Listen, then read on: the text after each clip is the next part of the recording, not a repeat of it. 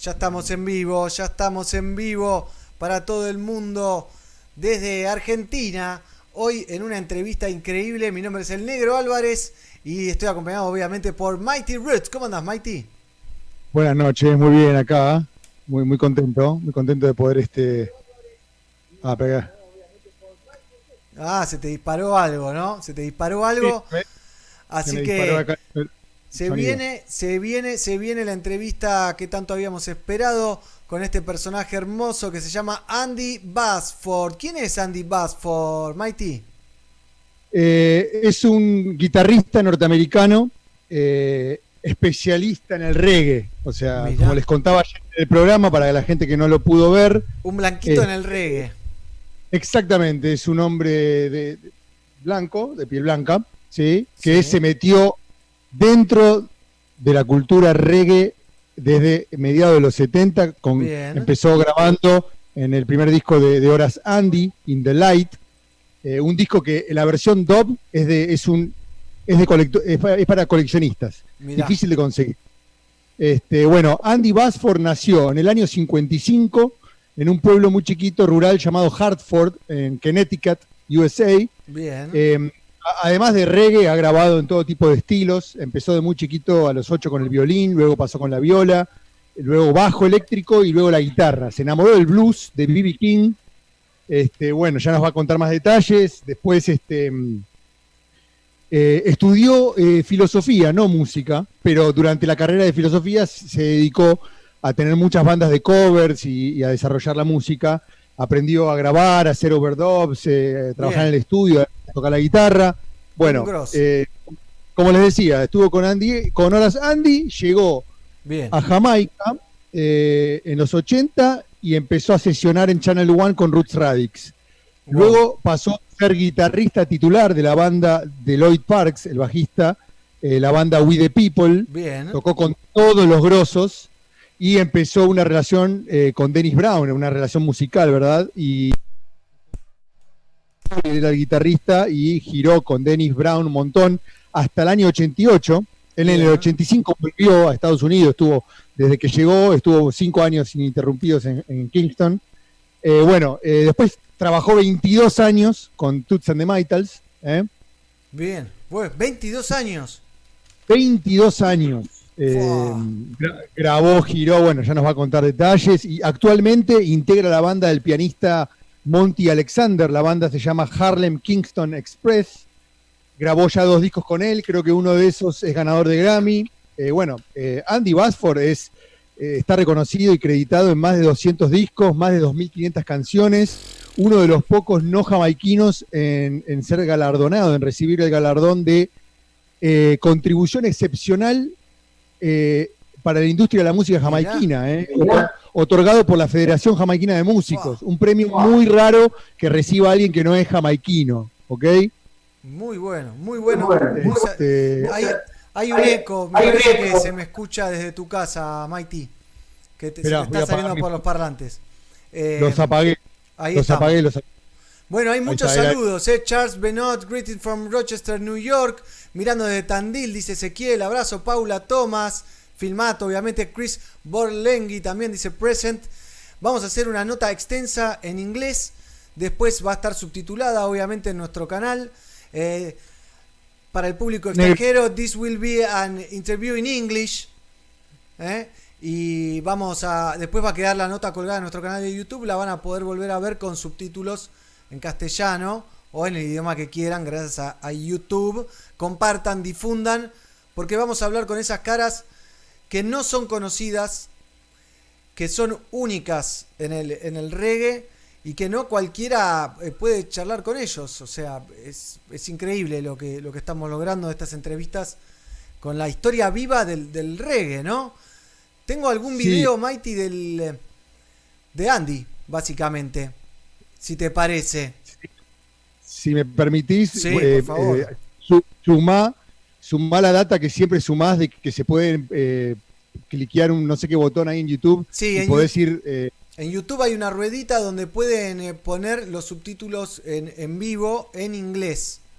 En inglés, más adelante te los traduce al castellano. Así que Acá dice Mauro Solasi, Vinito, Kesoski y alta entrevista, abrazo, banda pelagatiense, abrazo para Mauro. Se te empieza a congelar la información, el video, Mighty. Así que vamos a ver algo de Dennis Brown y ahí atrás lo van a ver a Andy Bassford tocando la guitarra. Así que una locura hermosa y después vamos a estar hablando con Andy, Prepárense porque esto es una bomba en la historia viva del reggae jamaiquino, del reggae inglés, del reggae estadounidense. Es un grosso. Here's another song. We're still in the love vein. This one is simply called Love Has Found Its Way in Our Hearts Today.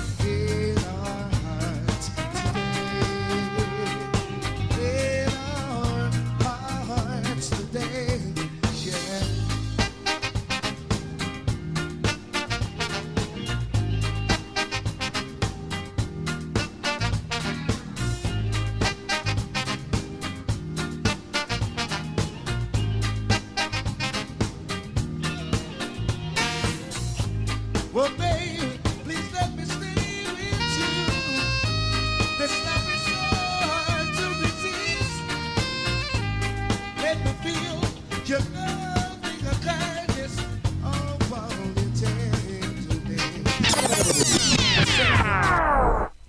qué bien, veíamos a Andy Bassford entonces tocando la guitarra junto a Dennis Brown en vivo en el Apollo Theater. Esto es en Harlem, New York City.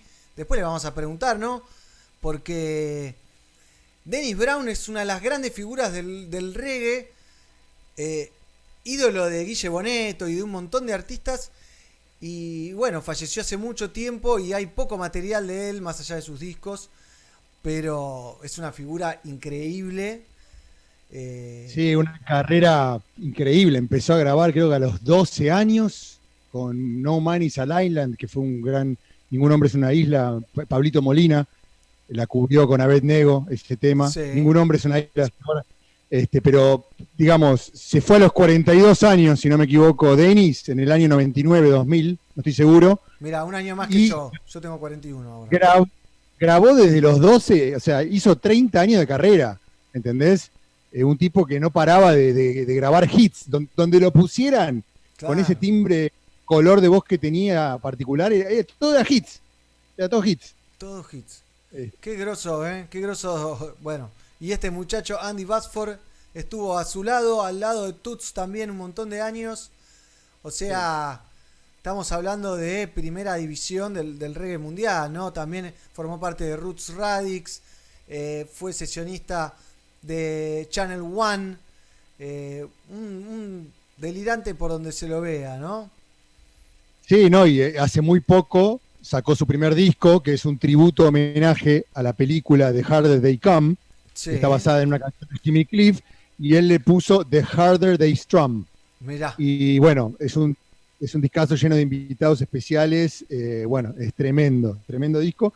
Y además grabó en el disco ganador del Grammy de Sting y Shaggy, alta featuring ahí, un ¿En disco ese entre Sting y discazo? Shaggy. En ese discazo está, ya nos va a contar un montón de cosas. Lo tenemos ahí en puerta de espera. Ahí ¿lo admito? Pongo Y un dale, temita y lo admito, ¿eh? Lo vemos con un ratito con Toots and the Maytals, acompañando en un programa de... ¿Cómo es que se llama? El Tonight Show con Jay Leno. Ahí está. En el año 2004. Año 2004. Presentando el disco, presentando el disco True Love, que fue un discazo de Toots and the Maytals, donde Toots Hibbert recorría toda su carrera, sus grandes éxitos, en combinaciones, ¿no? Con Willie Nelson, Bonnie Wright, que la van a ver ahora acompañándolo en este video. De country, pero vamos a verlo y recibimos a nuestro amigo Andy Bassford. Welcome back. Did I say Toots before? It's Toots. It's the first day back. I'm losing my mind. My next guest, a very talented reggae singer. His new CD is called True Love, getting terrific reviews. Tonight he's joined by 9-time Grammy-winning musician and most attractive woman over the age of 29, Body Rate. Please welcome Toots and the Maytals.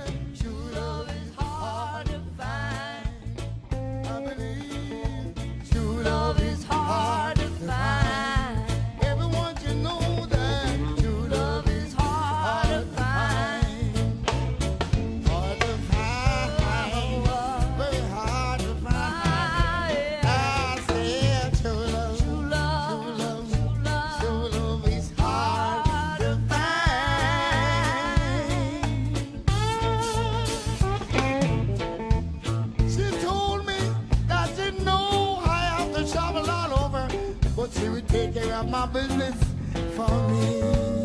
I said, darling, all I ask of you is to leave those business alone and settle loving doors for me. 'Cause I know that true love is hard to find. I believe true love is hard to find. Everyone should know that true love is hard to find.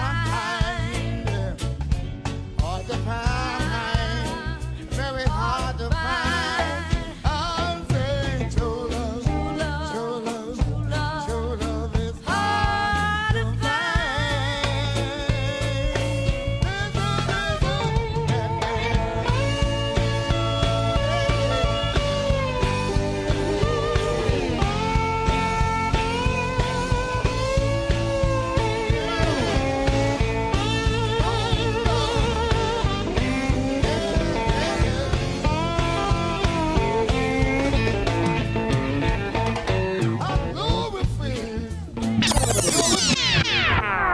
Y ahí lo vemos a Andy Bassford. How are you, Andy? Hola, Argentina. That's all the Spanish I know. Greetings. Welcome to Argentina in Zoom mode. There's food, right? There's beer. Yes, of course. Excellent. Of course. Thank you to Mighty Root that have the idea to make this interview, and thank you to you to be here talking to us. It's an honor. I never thought anybody in Argentina would have heard of me. So it was a very pleasant surprise. Well, Mighty, you want to start? Yes, the first question is, have you ever been to South America? Yes. I went to Colombia with Dennis Brown in 1984, and we played in a castle in Cartagena Okay. with groups from all over the Caribbean. Nice And place.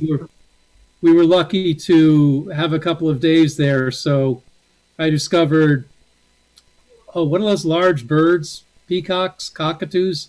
There were enormous birds in the hotel, and cumbia, which was great, and the fruit was great, and that was my first impression.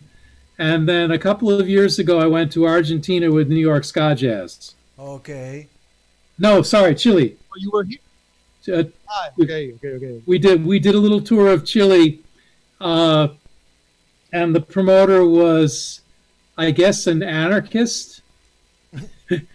It was they had an urban commune, and they had all kinds of left-wing slogans on the walls, and they had 4 or 5 shows for us arranged, and that was extraordinary. And I would say that because what they told us was, and you guys could verify this for me, was that Chile is fairly poor. And although groups, some of the famous groups come there, it's very hard for the average person to go to the shows because the tickets are so expensive. Yes. So they were really excited that a high quality group from New York with records out was playing in places that they could go to. So that was obviously very meaningful for them. And they, we had some amazing experiences. I found it very beautiful. And one of the places we played was in the Independent Fishermen's Union, which was a union hall by the water in not Santiago, but Valparaiso. Valparaíso. I told you my Spanish was bad. Perfect. So we didn't know what to expect. They just said, it's a hall, and we got there, and they had an enormous plaster sculpture of Saint Sebastian, who I guess is the patron saint of fishermen, and his boat. And they had to. This thing was, oh my goodness, it must have been 25 feet long. And they had to move it from one side of the room to the other so we could set up and play. And they had, it was cold, we're right by the water, so it was kind of cold. But the people, were so positive and enthusiastic. And it would really look like and they were young people, and I guess, I'm not sure what the politics of anybody were, whether that even has much to do with who likes music there, but it seemed like ska is the music of rebellion there. And when we were surprised by how much they knew about the older music, and they know almost nothing about the newer reggae. Well, somebody actually asked me, is there music in Jamaica after Bob Marley? And I tried not to laugh, and I said, yes, absolutely, but I guess you don't get it here. And they said, no, we only have the old stuff because our DJs like it and go out and find it. And it was a real underground thing there, almost like, oh goodness, it was like a protest music or a music of rebellion. And I thought that it was fascinating that even though ska, New York Ska Jazz is largely an instrumental group, and ska is, much largely instrumental, at least with the Skatalites, that this message had gotten through to Chile, a place we had never been, through instrumental music. Yes. We were fascinated by this. Yes, I mean, we have in Argentina a big band called Dancing Mood, and it goes. Oh, Freddie was telling me about them. Yeah.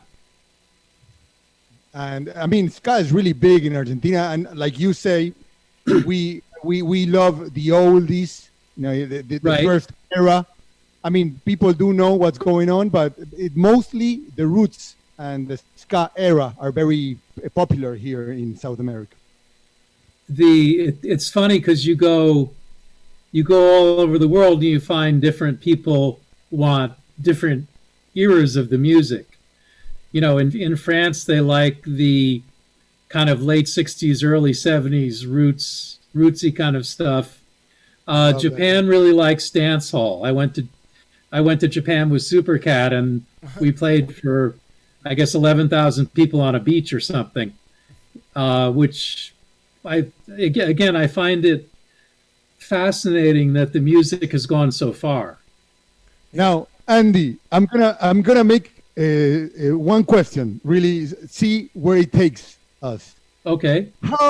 How does a person from a little small town in Connecticut, USA, end up being a reggae guitar specialist? Where can we begin? I know you grew up in a really musical family and you picked up the violin at 8 and then you fell in love with blues and jazz. How did you get into reggae? Can you tell us, I don't know if brief, but can you take us through the journey from the beginning? I'm not good with brief, but I'll try.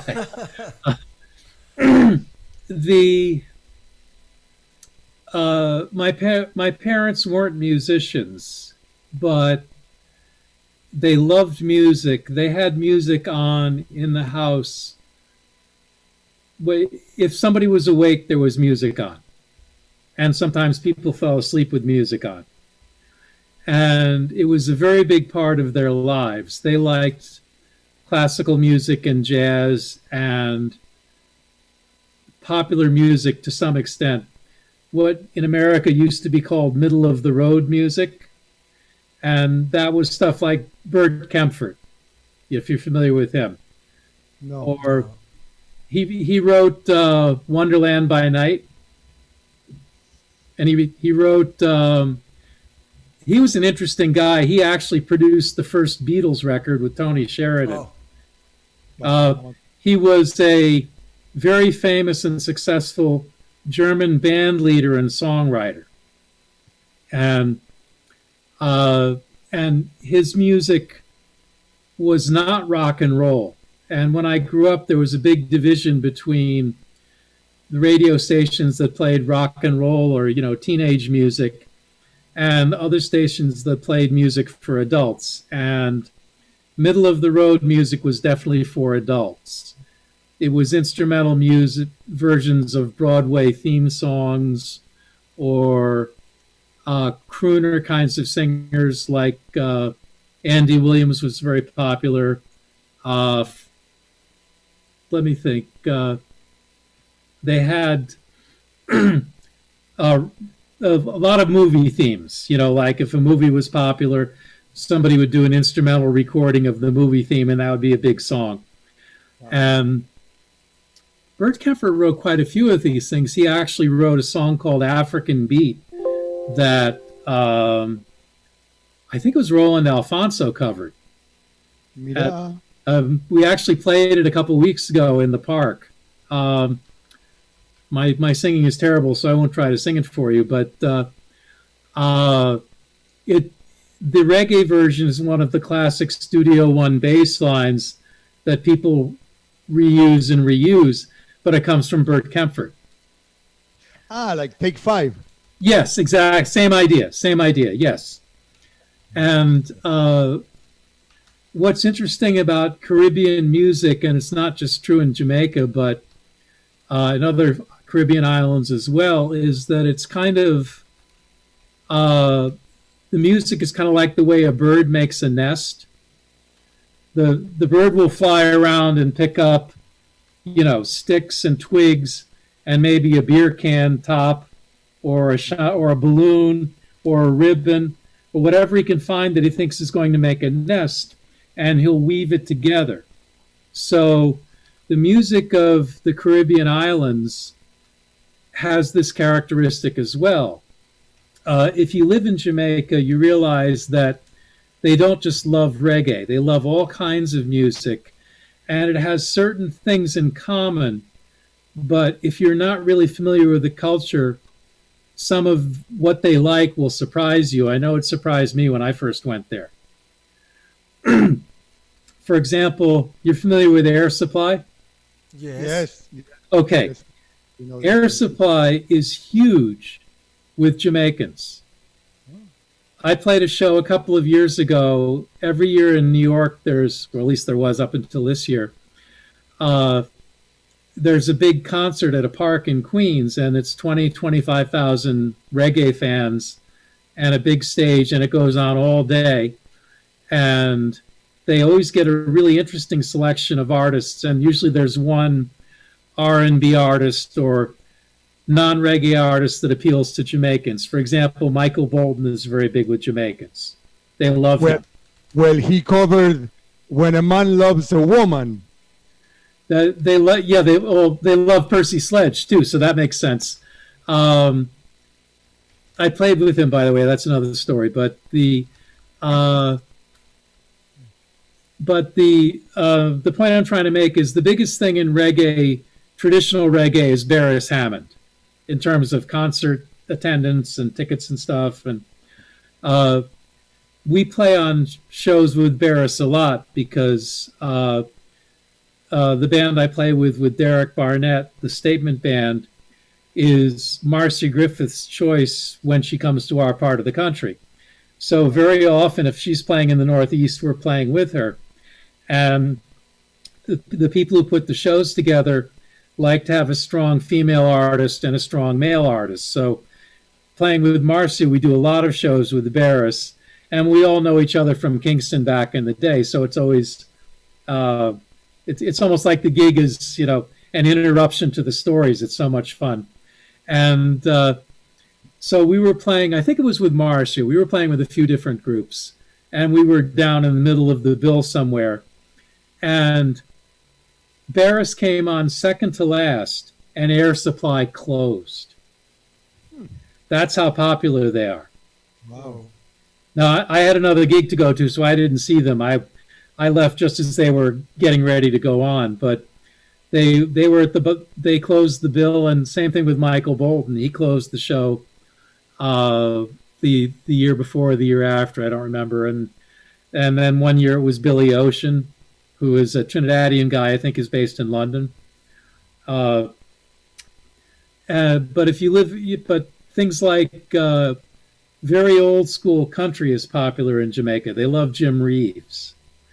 Now, Jim Reeves is probably largely forgotten in America. He was a very popular balladeer kind of guy with a big baritone voice. And Jamaicans love big baritone voices like Percy Sledge or Chuck Jackson or Jim Reeves. That's just one of the kind of voices that they like. They like, I guess the classical term would be bel canto singing. I don't know. Did you hear that? No. Bert Comfort. Did you say? What's that? Bert Comfort. No, bel canto, which is Italian for beautiful voice. Ah, okay. It's a kind of classical music term, and I played classical music growing up, so I know some of the terminology, the vocabulary. Okay. What it means is singers with big, beautiful voices. For example, Luther Vandross or Chuck Jackson. Dennis Brown is a classic example of a Jamaican singer in that tradition. Just a gorgeous vocal instrument, or Freddie McGregor, same kind of thing. They don't just love Jamaican singers who sing like that. They love singers from other cultures who have that same soaring quality in their voice. And some of these singers, Air Supply was huge in Jamaica for years before they found out. And in America, they were popular in the late 80s and the early 90s, and they're from Australia, and they can tour America, but it's not a big deal. They're like any other group that used to be popular that's still around and still sounds good. You know, there are hundreds of these people on the circuit, and they went to Jamaica. It was like the Beatles coming. Whoa. People went berserk. You know, they were scalping tickets, they were climbing walls, and the poor guys in Air Supply had no idea. They, of course, they were thrilled. So now they go there pretty regularly. But that's another guy that who is huge in Jamaica that you wouldn't expect is Neil Diamond. Neil Diamond. They love Neil Diamond. They're, you know, that UB40 song, Red Red Wine. That's a Neil Diamond song. Yeah. But it's not a big one in America. It's more like an album cut or a B-side. But there was a reggae version by Tony Tribe in the late 60s that Toots' band played on, the Beverly's All-Stars. Jackie Jackson and Paul Douglas and those guys, Hux Brown. And it was popular in England, and that's where UB40 heard it. And they knew it from the Tony Tribe version, and then they covered it, and it was a bigger hit than Neil ever had with it.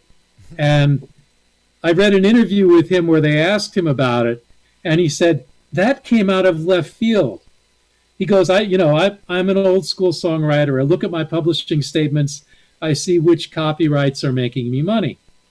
That one was not even in the top 50 of the songs on my statement.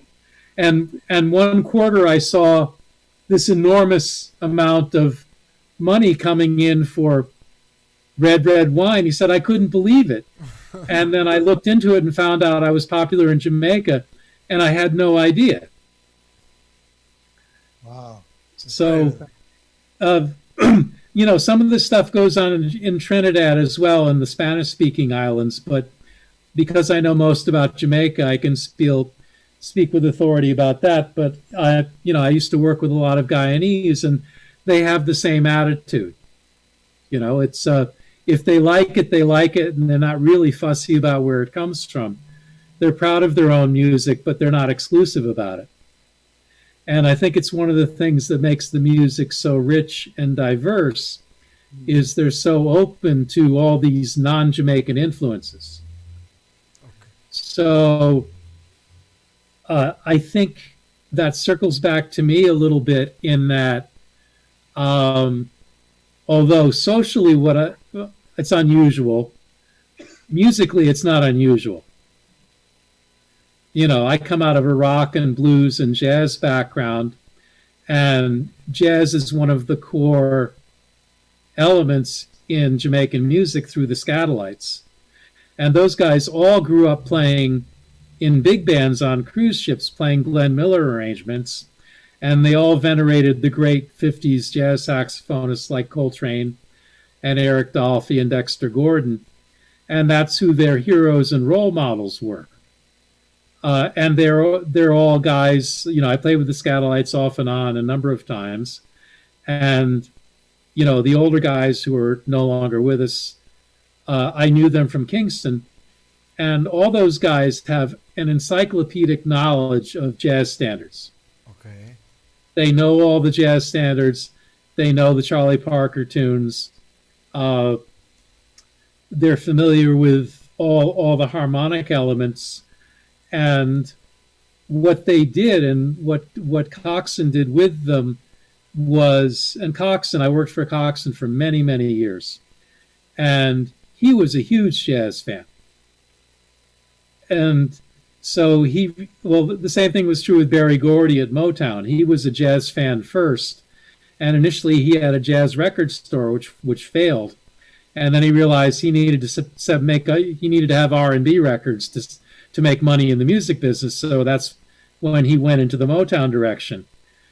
And Coxon modeled himself after Berry Gordy. That was his hero. And, you know, and he was very race proud, I would say. He had a strong black consciousness. I mean, he was anything but a racist. I worked for him forever, and I never saw the slightest hint of anything like that. But he was very proud of being a Jamaican. His mom was a Maroon, and That's the Maroons are descendants of the original runaway slaves that mated with the tribes that were there when Columbus landed. If it was sí. Yeah. What about the Arawak Indian? Cantaba Burning Spear. Yeah, exactly. Yeah, the Arawaks. And the Maroons are mostly in an area of Jamaica called the Cockpit Country that's hard to get to. And they used to be semi-autonomous. I'm not sure what their status is now, but they're really they have their own cultural tradition within Jamaica, and they're longtime rebels. They fought the British, they fought everybody. And Cox's mother came from this tradition. So this is her heritage. And and that was and she was the tough one. They say that Coxon's mom was running the sound system. I never met her. I can't tell you, but you might know more about that than I do. No, I read. Okay, I don't know. But no, it wouldn't surprise me. Coxon was comfortable with a strong woman. His wife was a strong woman. That doesn't surprise me at all. And he was very proud of the fact that he had the first black-owned recording studio in Jamaica. I imagine. That was a source of pride with him. And how did I get onto Coxon? Oh yeah, all these influences.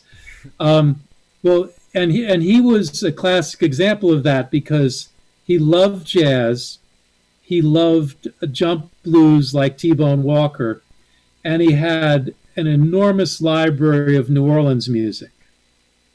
He was really into Dave Bartholomew. He was really into Roscoe Gordon. We did an album with Roscoe at Studio One. He was into Fats Domino. Lots of kind of record collector, deep New Orleans R&B stuff that he had from when he was running the sound system. And he also liked, interestingly enough, he also liked middle of the road music. I don't know if you're familiar with Lawrence Welk. No. Okay. Lawrence Welk was an American band leader that had a long-running variety show. And I don't know what the Spanish word for corny is, but he had these wonderful musicians playing very trivial, I guess. Trivial arrangements. But he had some popular records in this middle of the road style that I was talking about earlier. And to my parents, Lawrence Welk was a joke because they were serious jazz fans. But the thing with Lawrence Welk was he was very good at appealing to the average person, and he had a strong emphasis on melody.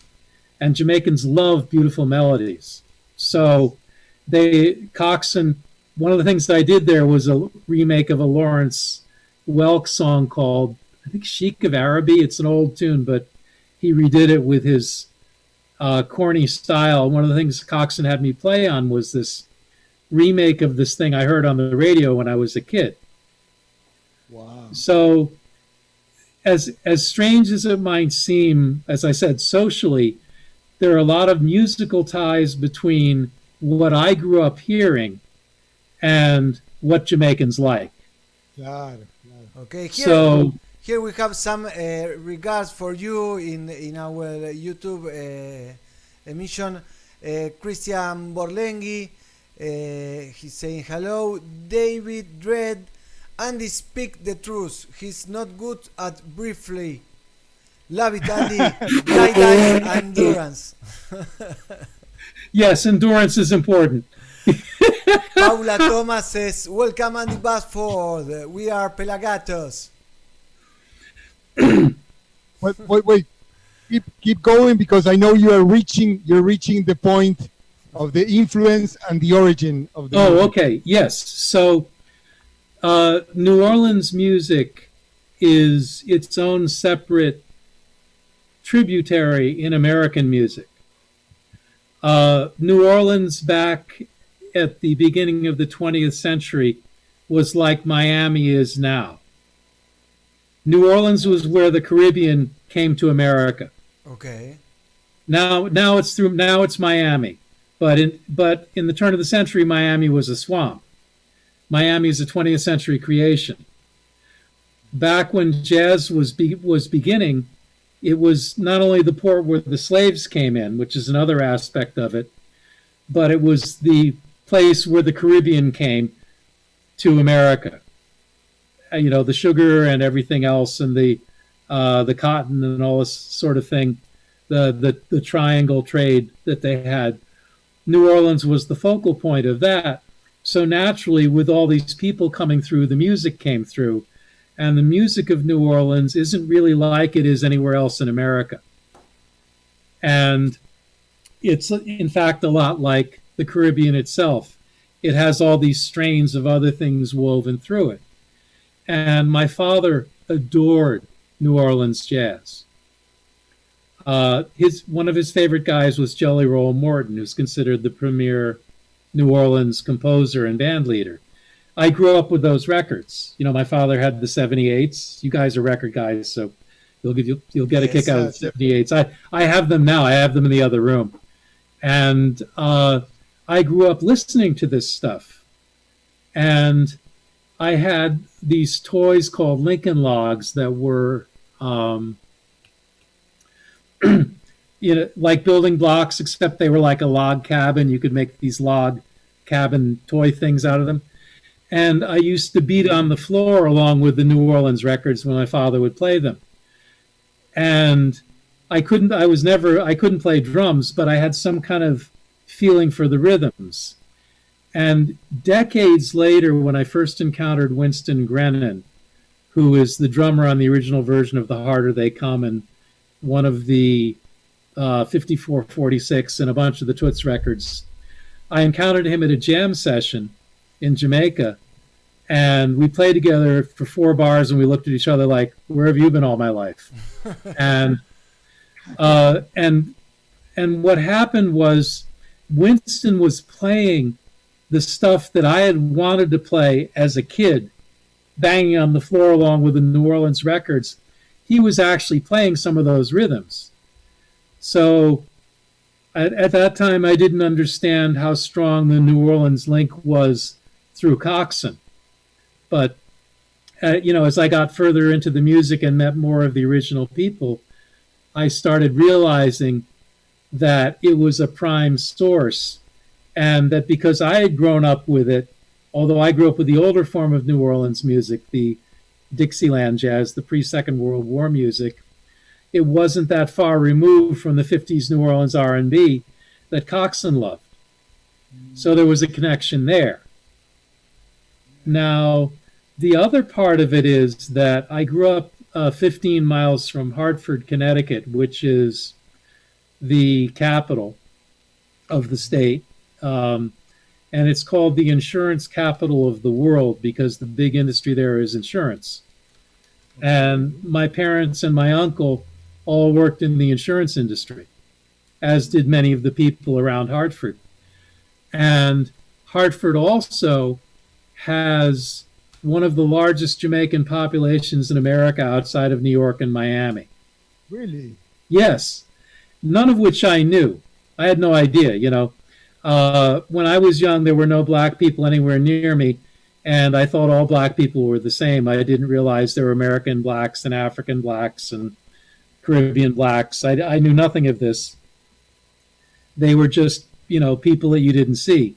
The only black people I saw were on my father's album covers. So I went to college in Hartford, and by this time I had been playing violin in the orchestra, and I picked up the guitar, and I taught myself the guitar, and I was playing in little rock bands, and making money. So I was already a working musician when I went to college. And where I grew up didn't have a movie theater. So the college I went to had a film society, and every twice a week they changed films. So I went to everything. It didn't matter what it was a movie, I was going, because I'd never seen any growing up.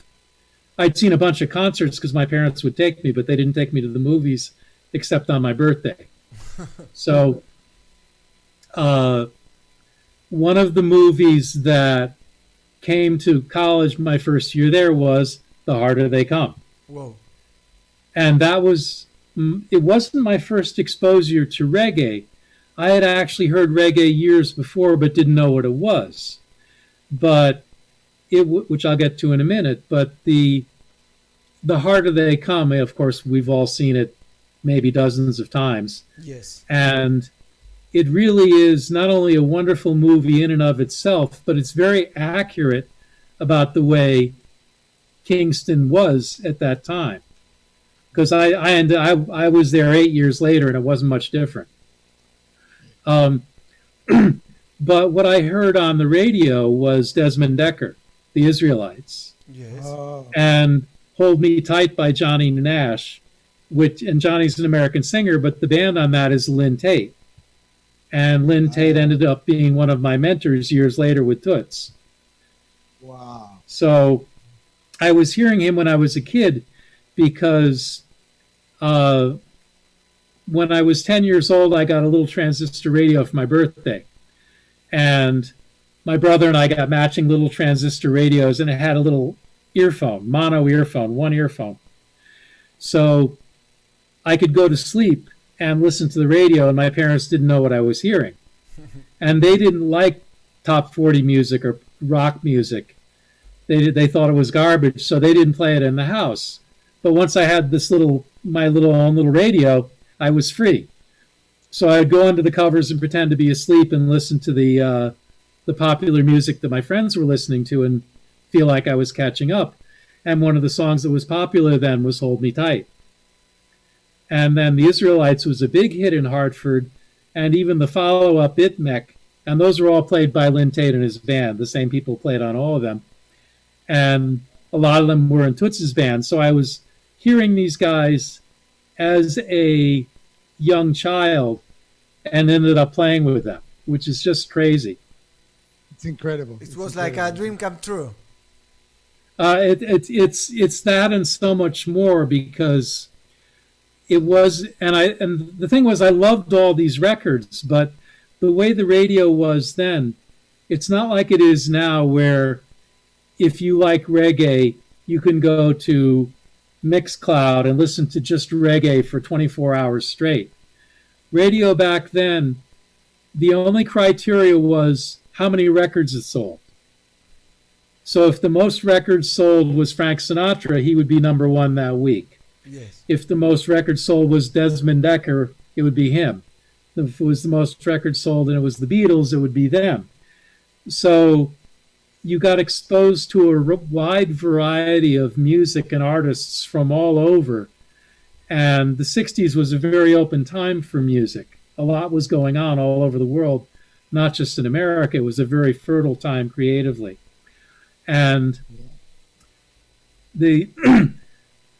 I had no idea where any of these people were from, because you just heard the record. You heard the one song that was popular.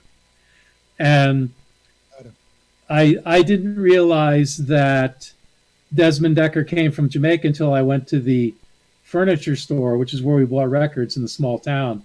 There wasn't even a record store. You bought records at the furniture store. And because in those days, record players were furniture. They were like a big cabinet. Yes. And they had a tube amplifier in it. And in the winter, you would sit next to the record player because the tubes were on. It was warm. Okay. So I spent a lot of time as a kid curled up next to the record player because the tubes were on. And Connecticut is cold, so I love music anyway, but that was a further incentive. So these people were all just voices to me. And then I went to the record store and I said, wait a minute, Wilson Pickett is black. The polite word then was Negro. He's a Negro. And there was one album where he had a purple shirt on, a bright purple shirt. And where I grew up, nobody wore purple. Nobody wore any bright colors. Why? Everything was brown and gray and black and blue, you know, very, very muted conservative colors. And the idea that somebody would pose on a record album with a bright purple shirt was the most amazing thing to me. Like, you can do that? Yeah. You can get away with that? That was huge. You know, that set the wheels turning. I could wear a purple shirt, you know. So is that the same time you hear B.B. King and the blues? No, that was a little later. This is all before that. The idea of me actually playing this stuff had not yet occurred to me. Okay. At one point, as I got further into it, I became a big Beatles fan. And then I decided that my favorite Beatle was George because he played all the guitar solos and he didn't have to sing. Or he sang less than the other guys. And I already knew from being from trying to play drums on the floor when I was a kid that I wasn't a drummer. So I couldn't be Ringo and I couldn't sing lead. So I had to be George. That was my Beatle. He played the guitar and didn't say much. He was kind of off on the side. And I said, great, that's kind of what I want to do. But it never got as far as consciously playing an instrument because my instrument was the violin. That was like homework. That was what my parents were paying for lessons. I played in the orchestra. It was like homework. I didn't mind it, but it was homework. It didn't have anything of me in it, really. This other stuff was kind of like, that's more like me. That's more like my age or my spirit or whatever. So my first attempt was I got a harmonica. And some of the records back then had harmonica solos on them. So I had a two-sided harmonica. One side was in C and one side was in G. And so I could play in two different keys at once. And then I would play along with the radio. And then I figured out if I could bend notes that I could play in any key. So I taught myself how to bend the notes on the harmonica in one of these two keys so it would go along with the record, which apparently is fairly advanced, but I was a kid and I didn't know anything about it. And that was the only thing I had to play along with the radio. So then I decided I was going to make a guitar or a bass. I guess I was going to make a bass. So my father was an amateur carpenter and he bought me a little tool kit with, a little hammer in it and some screws and a little saw and stuff. And so I had this tool kit that, that if you took it out, it was hollow like a guitar. So I thought, I could make this into a guitar. A guitar is just a box with a neck on it and strings. And I know how necks and strings work because I play the violin. So my poor father, I went down to his workshop and I took a piece of wood and some nails and I drilled holes into the toolbox and I bolted the piece of wood onto the toolbox like a neck. And then I got some copper wire from my electrical experiments. I tied copper wire around one end and put it around the nails on the other end. And I used my harmonica and I tuned it up and I figured out where the notes were. And I drew little lines on the wood with a pencil. And I had a bass. Whoa. How old were you? Oh, I want to say 10. What? So my father was very, very, very patient. And he didn't talk a lot, but he was he was really supportive. And he came home from work, and he always used to walk into our room and check on us and then go talk to my mom and they would eat dinner and stuff. But he would always come in and check on us. So he came in there and I was playing this thing along with my little radio. And, there I've destroyed his toolbox and turned it into this string instrument that I'm playing. And he looked at me, he just had this, And I thought I was going to get in trouble for damaging the toolbox, but he didn't say anything. He just looked at it and said, "That's interesting." And then he went off to talk to my mom, and I thought, I got away with it. I got away with it. So that went on for a while, and then I decided that I was going to be in a band because all the cool kids in school were in bands, so I needed to be in a band. And a toolbox with a piece of wood on it was not going to get me into a band. I needed a real instrument, so I got a job for the first time in my life. I got a paper route, and I was the world's worst paper route person because I hate getting up early in the morning, and I used to lose the papers and lose the money, and I lasted, it was dreadful, but I went to my parents and said, I want to buy a bass and an amplifier, an electric bass, and they said, well, what are you going to do with that? And I said, I want to be in a band. And they said, well, we won't buy it for you, but if I figure out what you want, and if you earn half the money, we'll put in the other half. Okay. Nice. Which was fair. So I immediately went out and got the paper route. And the week I had enough money for half of the bass and the amplifier, I quit the paper route. And I don't know who was happier, the supervisor or me. So we went and got this thing, and I started playing along with the records, and then playing.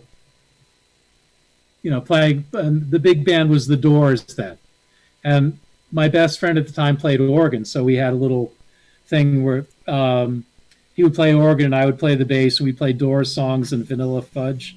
These were the popular songs that had keyboards in them. So I would put my amplifier in my wagon, like my red wagon, and drag it all the way up the street and unload it and play. We would play. Then I put it back in the wagon and drag it back down. It was probably a quarter of a mile each way, uphill, for some of it. And I guess I was determined. So I was kind of playing, and then my mom had gotten a job at a music store part-time. And one of the teachers at the music store was a very good guitar player from Texas. And he said, Mrs. Bassford, your son's interested in music. He should really check out this guitar player named B.B. King. He's the world's greatest blues guitar player.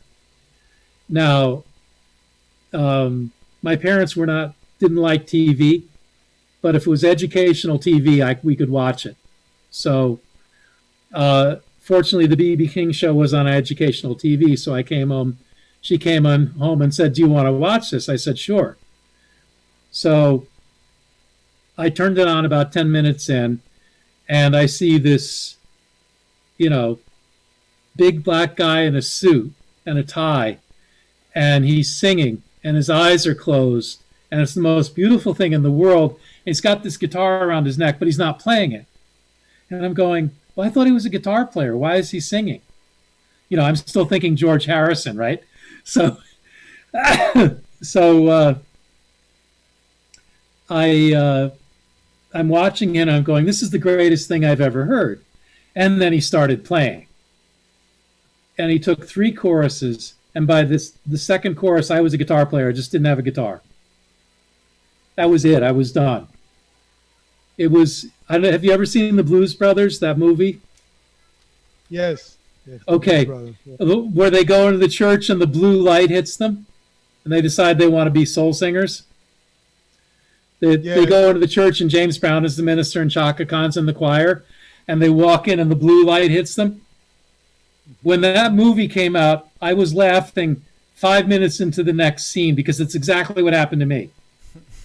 I heard B.B. King and the blue light hit me in the chest and my life was over. It changes forever. Right. In a good way. Because I didn't know what I wanted to do, but what I wanted to do was play sports, but I have no talent. And I was good in school, but that was just something my parents made me do. And I knew I didn't want to be in the insurance business.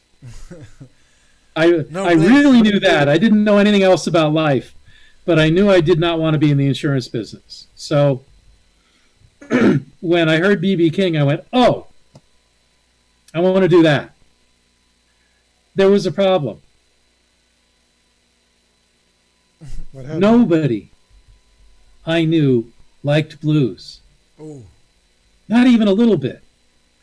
And as I said before, there were no black people. There was nobody who played it. There was nobody who liked it. There was nobody who knew anything about it. So I was 13 and I had this secret desire that made no sense. So the first thing I did was I went down to the basement and tried to sing along with the records because I realized that was a big part of it. And it was like the drums. This isn't me, no. So then I thought, well, maybe I can be B.B. King's rhythm guitar player. And maybe and then I got then a B.B. King album showed up at the furniture store. B.B. King Live at the Regal, which of course is one of his greatest albums. So I saw B.B. King and I bought it and I brought it home and I was just over the moon. I couldn't believe it. Now I had a record I could study. It's not like now where you can go on YouTube and look at videos of B.B. King for the next 2 days. This was a place where people didn't really like black music unless it was Motown. Didn't like black people. There weren't any, They were objects of fear. And, I'm trying to talk to my friends at school about blues and they're going, what are you kidding me? So it was strange. But what I imagine said, it was difficult for you. well, when you're 13 years old, everything is difficult. So it just seemed like part of everything else that was difficult. Looking back on it now, I realize, there was more to. I was just in the wrong place. So where I grew up is not a bad place at all. It's one of the most beautiful places in the world, but not if you want to be a musician. So, and where do you live now? I live in the Bronx. It's perfect. Lots of music, all kinds of music. Not fancy, affordable. Mostly, I would probably 60-70% immigrants. A lot. All kinds. It's Very diverse. Diverse and being in touch with the world. Yeah, I mean, compared to living in the middle of the woods, which is where I grew up. Yeah. Andy, So and when you decided to go to live to Jamaica, how old was you?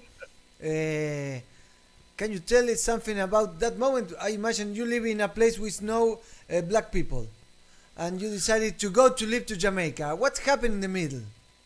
Well, when I went to school, I actually met some. So that was the first problem was solved. Now I actually was in the same room with them.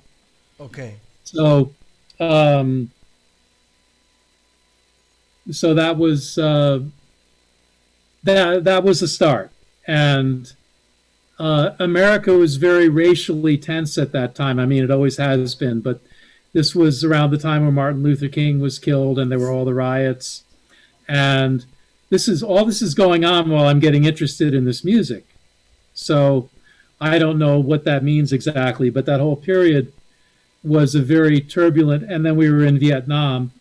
So there was lots of turmoil. You went to Vietnam? No, I just missed it. Thank goodness. Yes. The year I was supposed to go, they ended the draft. Okay. I missed it by 1 year. I was very lucky. So I went to college, and I went to college in Hartford, which is, a city with all kinds of ethnic groups. And as I said before, it has a large Jamaican population. It's very segregated physically. The south end where the college was largely Italian people, people of Italian descent, Americans, but Italian background or Irish, or Polish, Slavic. But a few blocks from the college was a street called Park Street that was very Latin. And every new group that came to Hartford came to Park Street. There was one school in Park Street that had something like 90 different languages. It was some incredible number. And then the north side of the town was the black section. And you didn't go there. Okay. You know, it was, and then downtown was kind of a neutral zone where everybody went to shop. But when I saw The Harder They Come, the same thing happened to me that happened to me when I saw B.B. King.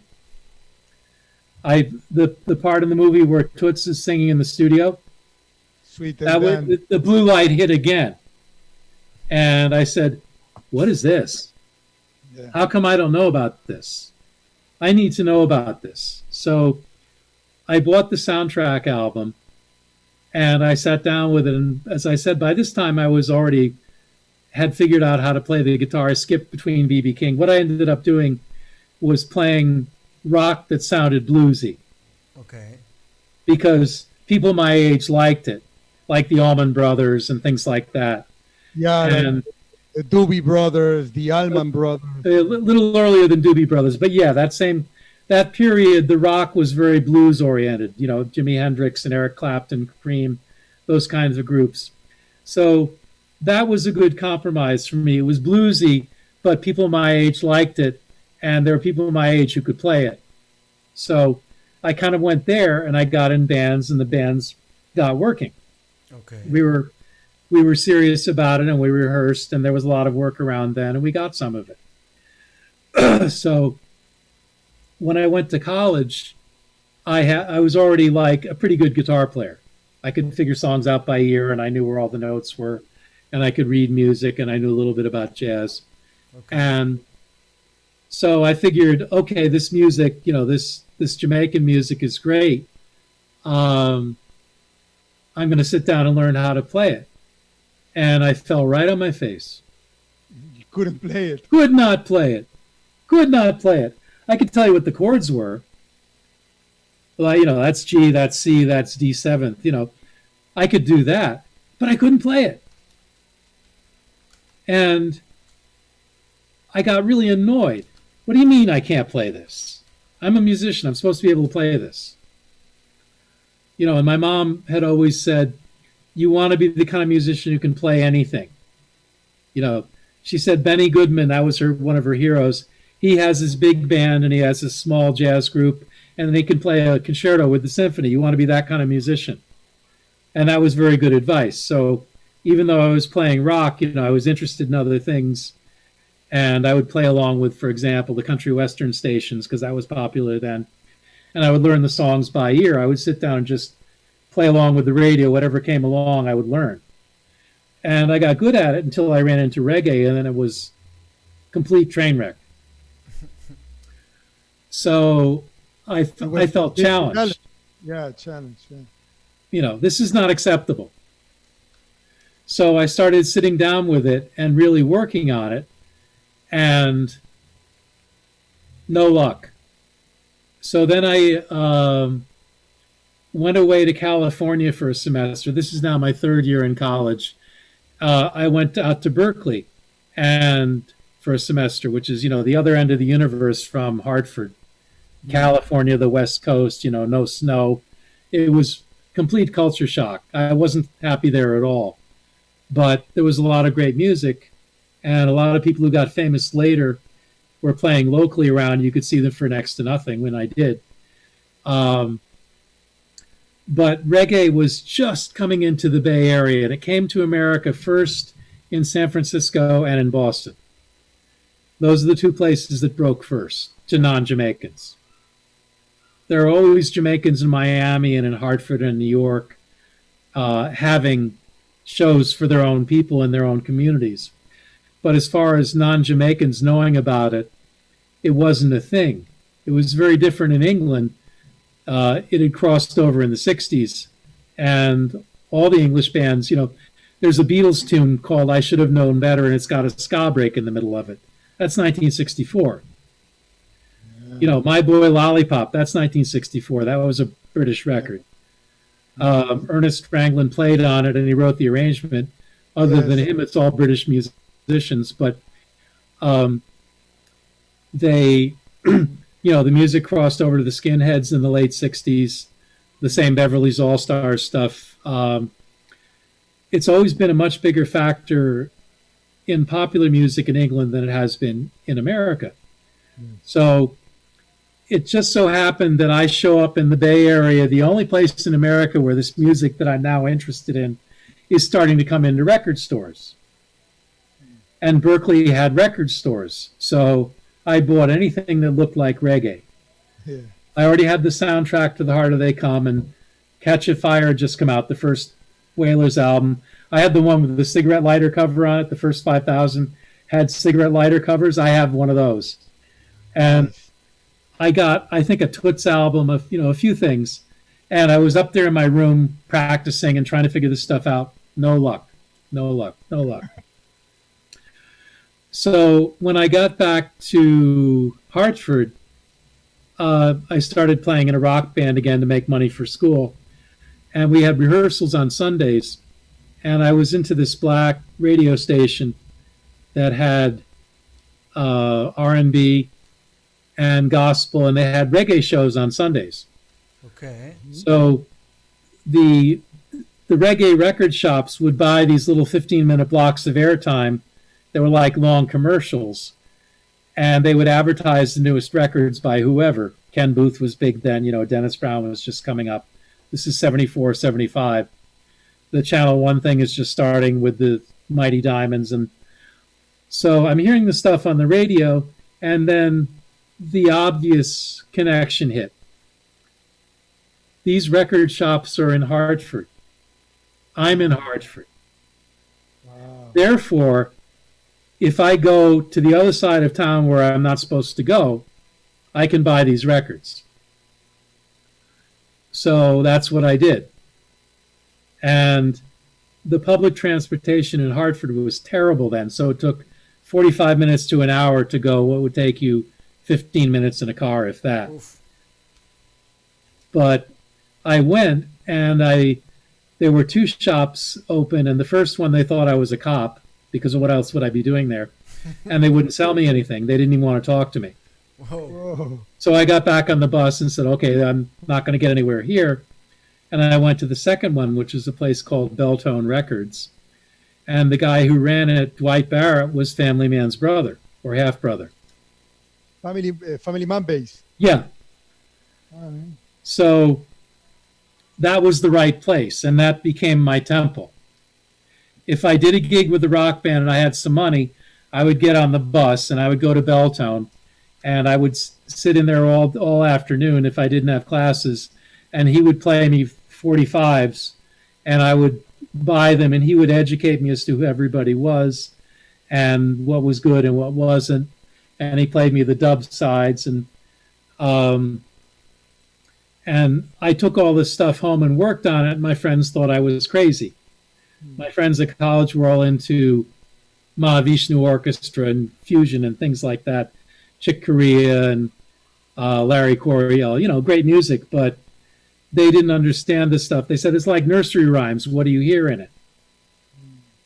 Everything is so simple. What do you hear? And I go, well, it's harder than it looks because I can't play it. So I spent the last 2 years of college, buying records and studying them and trying to figure out how this worked by myself. And the week I was going to graduate from college, I didn't know what I was going to do. Whoa. And I went to Belltones, and a friend of mine from college said, I keep hearing about this place. I'm going to go to it with you. So we went in there, and I introduced him. This is my friend Rick. And Belltone said to me, I know you're a musician. I have a show that I'm promoting with Marcia Griffiths at the West Indian Club. Whoa. And Hartford's West Indian community at that time was so big, there were 4 or 5 different social clubs. The Jamaicans had 2 of them. I think the Trinis had one. The Grenadians had one. There were a number of them. But the big one was the one on Main Street, which is still a venue today. I still play the West Indian Club. We go up from New York and play there. So he said, I'm promoting a show with Marcia Griffiths, and I have a band, but they need a lead guitar player. Do you think you can do it? Wow. You've been buying his records for 2 years. Do you think you're up to it? And I was going to say, no, I can't play it. And my friend says, oh yeah, he can play it. He plays it in the dorm all the time. He's the guy you want. And then after he said that, I couldn't say no. So I said, yes, I'd love to try out. So he gave me the address, and I borrowed my father's car and drove to this strange place in the middle of nowhere and got my stuff out and went down in the basement, and there are all these Jamaican guys down there. And he introduced me, and they said, well, do you know such and such a song? And I said, no. And they played the record, and I listened to it, and I figured out what the guitar part was, and we rehearsed it. And then we played No Woman, No Cry, and I knew the guitar part from the record. And they got really excited. They said, do you want to be in the band? I said, hell yeah. So then I knew what I was going to do after I got out of college. I was going to be in a reggae band. Is that this band is called the Mighty Venturians? Yes, that was them. The nicest guys in the world. Could not have had a better introduction to the Jamaican community than through those guys. They were wonderful. They were just the friendliest, most welcoming. They could have been tourist board kind of guys. I mean, but it was natural. They weren't trying, there was nothing forced about it. They were really excited that they had a good guitar player. And I was really excited that they wanted to play Jamaican music and that they knew how to do it. But so hold on. So before you even met Horace Andy and recorded with him, you played for Marcia Griffiths. No, that show never happened. Oh. I didn't play with her until I got to Jamaica. So the show never happened. Why? But I was in the band. I don't remember what happened, but she came later, but a different band was backing her. I don't remember the details, but she did show up a few weeks later, but by then I was in the band and it didn't matter. I knew what I was going to do after college, so I got a little room somewhere and worked a part-time job in a music store so I could eat, and I was in the Mighty Venturians. I was king of the world. I was in a reggae band. This is 1976. So wow. Yeah. Nobody I knew. There are probably people in the Bay Area doing it, but nobody in Hartford was doing it. Maybe there are probably people in New York doing it. Nobody I knew was doing it. So this lasted for a couple of years, and that was how I met Horace Andy, because he had heard about the band, and he had just moved to Hartford, and he was looking for a band, and he was going to do a recording. Okay. So he came to the rehearsal, and he came in about 10 minutes after we started with the entourage, and they all sat in the corner and looked important, which compared to us, they definitely were. And we took a break, and he said, I really like how you play. Are you from Jamaica? And I said, I've never been south of Philadelphia. Claro. And he said, give me your number. I'd like you to play on my record. And I said, okay. And he called me up and he said, well, I really don't like the band, but I really like you. So we're going to be recording next, I think it was a Wednesday. We'll come for you at 1 o'clock. And we'll take you to New York and we'll make a record. And I knew nothing about this. This was like, what do you mean? Okay, record? All right, fine. People in Hartford went to recording studios, but it was usually to do demonstration records for clubs. Okay. There was a couple of local bands that made their own records, but they were really popular. And we weren't that popular. We were known in the West Indian community, but not outside of it. And we weren't at a level to make a record. And so they're supposed to show up at 1. They show up about 3:30. And I go downstairs with my amplifier and guitar and stuff. And Horace is in the van with Wayne Jarrett and a couple of their friends. And they're smoking up a storm. It's like a fog in there. And I'm going, and I'm not really a smoker. So, and I'd heard about this, but the Venturians guys didn't really smoke. They drank beer occasionally, but they were very sober, hardworking kind of normal people that like to play music. These guys were, herbalists. Yes, So- we know about that. Right. So we're driving to New York, which is about 2.5 hours then. And I'm rattling down the highway. The only guy I've even talked to is Horace. I talked to him on the phone for 5 minutes. I met him at rehearsal for 5 minutes. I'm in a van with all these guys breaking all kinds of laws, hurtling toward New York to make a record.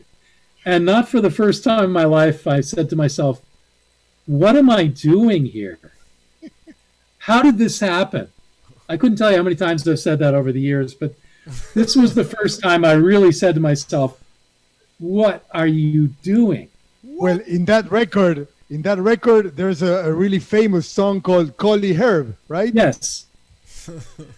There was plenty of that. So, but not me, but there was plenty of it.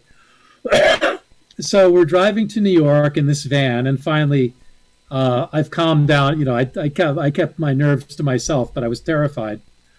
And I thought we were going to get arrested any minute, and I was going to have to call my father and say, bail me out of jail. And my mother never wanted me to be a musician because she said they're all on drugs. And I said, no, they're not all on drugs. So here I am in a van full of people, and they're all on drugs. Going, I don't want this to be the phone call. So we're hurtling toward New York, and we pull up in front of this big building. And in those days, New York was like going to Mars. I think I've been there 3 times. Even though Hartford is 100 miles away, back then it was just a different world. So we pull up in front of this big building, and we unload everything. And I see A&R Studios. And I go, oh my God. I have records that say A&R Studios on them. That was the big studio in New York. Everybody recorded there. Paul Simon, Kiss, all these kinds of people. All the Atlantic records, Aretha Franklin. Yeah. And I went, oh my God, this is serious. I don't know anything about how to make a record. So I went in there and set up, and the bass player was a guy named Myrie, and Towder Harvey was the keyboard player, the guy from the Wailers. He's now in Inner Circle. And Noel Alfonso, who's the son of Roland Alfonso from the Skatalites, was the drummer. Whoa. And Horace played rhythm guitar, and I played lead.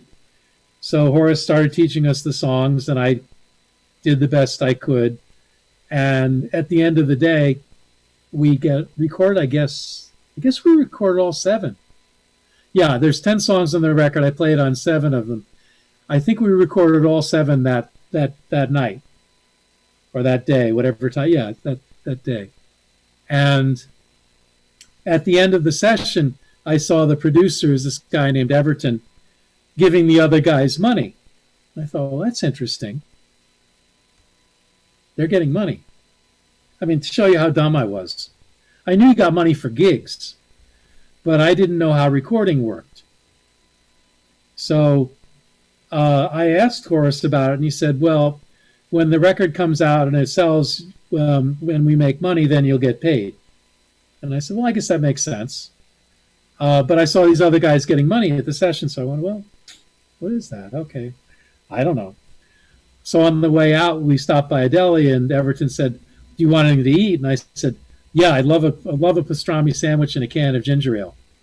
So he bought me a pastrami sandwich and a can of ginger ale, and we drove back to Hartford about 3 a.m. or whatever it was. And I thought, wow, I've been in a recording studio, and they bought me a sandwich and a soda. I'm in the music business. It was a big thrill, and you probably want to get into other things, but there's so many stories about that particular record. Anyway, what happened was I eventually did get paid. Yes. Yeah, sorry. I did get paid after a very long and dramatic story, and Horace and I stayed in touch. After a while, I got an offer from a rock band that some friends of mine were in, and they were working 3 times as much as the Venturians, and I was broke. So I reluctantly said goodbye to them, but I stayed in touch with them. And there was another band called Rhythm Force that was younger and hipper, really. And I got to know those guys as well. And I'm still in touch with them today. And so whenever I wasn't playing with the rock group, I would go over to rehearsal and I would hang out with them and stuff. So I kept going to Belltones and going to the West Indian Club. So I was still visible in that world. And to the rock people, it was like a mystery. Like, what are you doing? And then then the record came out, and I came to rehearsal with the record and had my name on it spelled wrong. And they said, "You're on a record." And I said, "Yeah, this is what I've been telling you about. This is these guys that I play with." And they're kind of like, "Oh, that's cool. We're not going to learn any songs off it because nobody wants to hear it." I said, "Well, that's fine." But eventually I got tired of being in Hartford, and I thought I was going to go to New York because that was where the music business was. And some other people from Connecticut, like G.E. Smith, the famous guitar player, Yes. he had gone to New York and he was doing very well. And there's some other people that went out to L.A. or New York and they were doing well because the scene was on a high level. There were a lot of good players. And it was a good training ground, but it didn't lead anywhere. You were just going around the same circuit and playing the same bars. So decided I was going to go to New York, and I went down to Island Records to talk to Lister, who was the head of Mango at that time, Lister, Hugh and Lowe, to see if I could get session work, because it turned out that In the Light was very popular, which I found out by accident. I saw an English chart, an English magazine that was high up on the chart, and I went, "Wow, that's great. I'm on a record and it's on a chart," But I didn't know how anything worked. And I was still the same guy playing in the same bars, but I was on this record.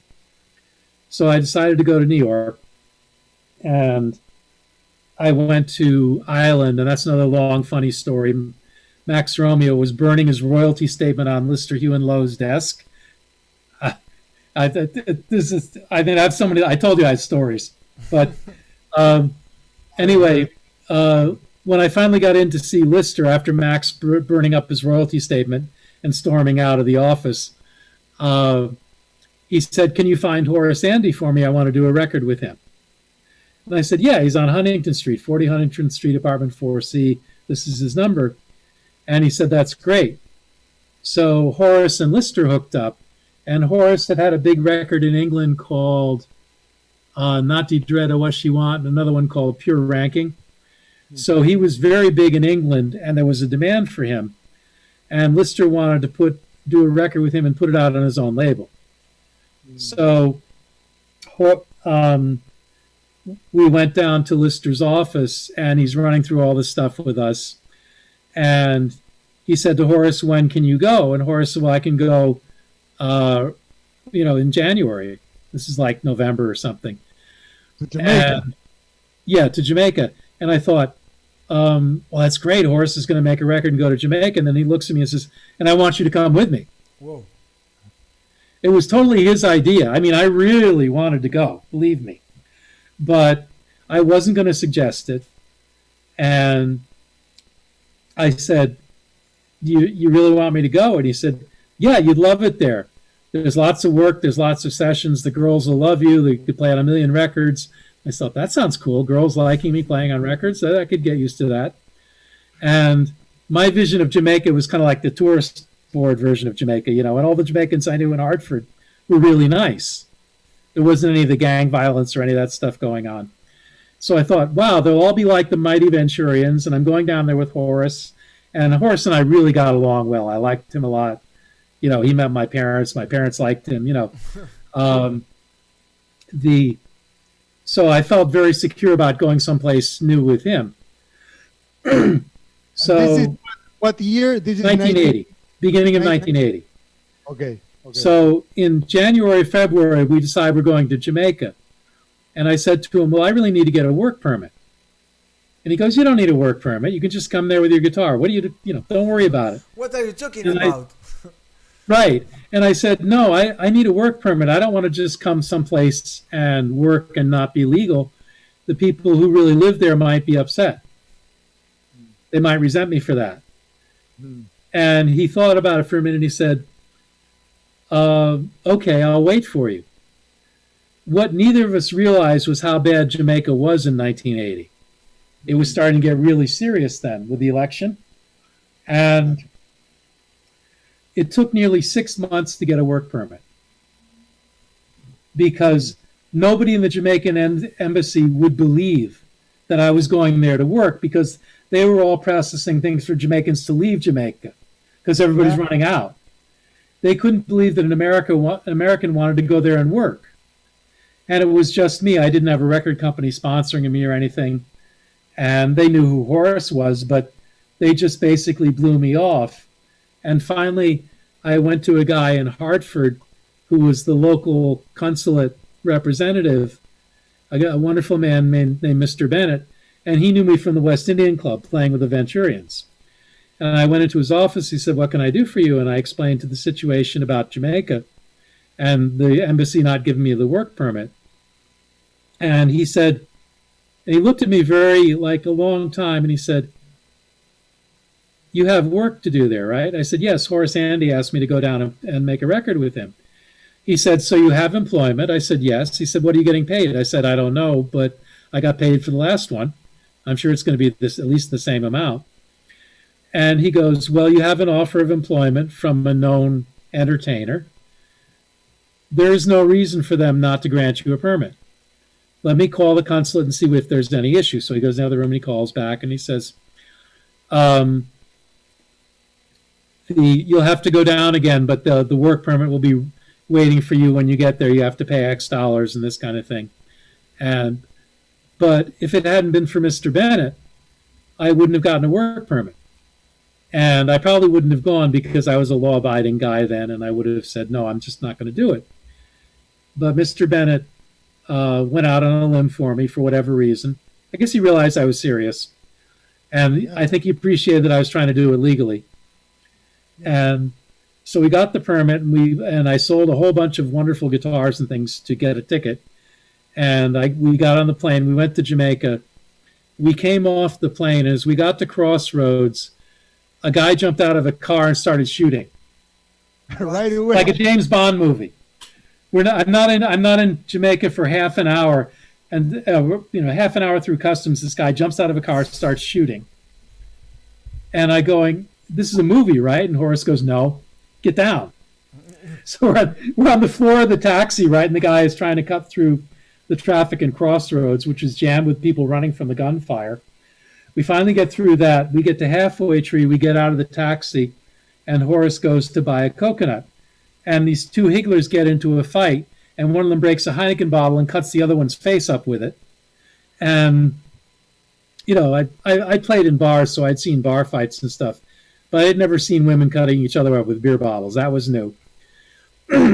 So then we went up to Tough Gong, which was on Hope Road then, and Horace went in, I guess, to talk to Rita or somebody. And this old-time drummer named Hugh Malcolm used to hang out there. And he started in on me. He said, "You've come from America to steal my music and make $1 million with it. Give me money." And I'm going, "I don't have $1 million. I'm not here to steal your music. I'm trying to learn how to play it, And anyway, this went on for a while. And then Horace rescued me. And then we went to Freddie McKay's in-laws' house in Vineyard Town. And Freddie was probably Horace's best friend. They had been singers at Studio One. And the plan was we were going to stay with Freddie until we got the record done. So Freddie's families, the in-laws were wonderful. I got a wonderful dinner, and they had a guest bed for me and everything. And I went to bed, and I was completely stressed out from the day and the planes and the shooting and the beer bottles and stuff. And then the gunships start flying overhead.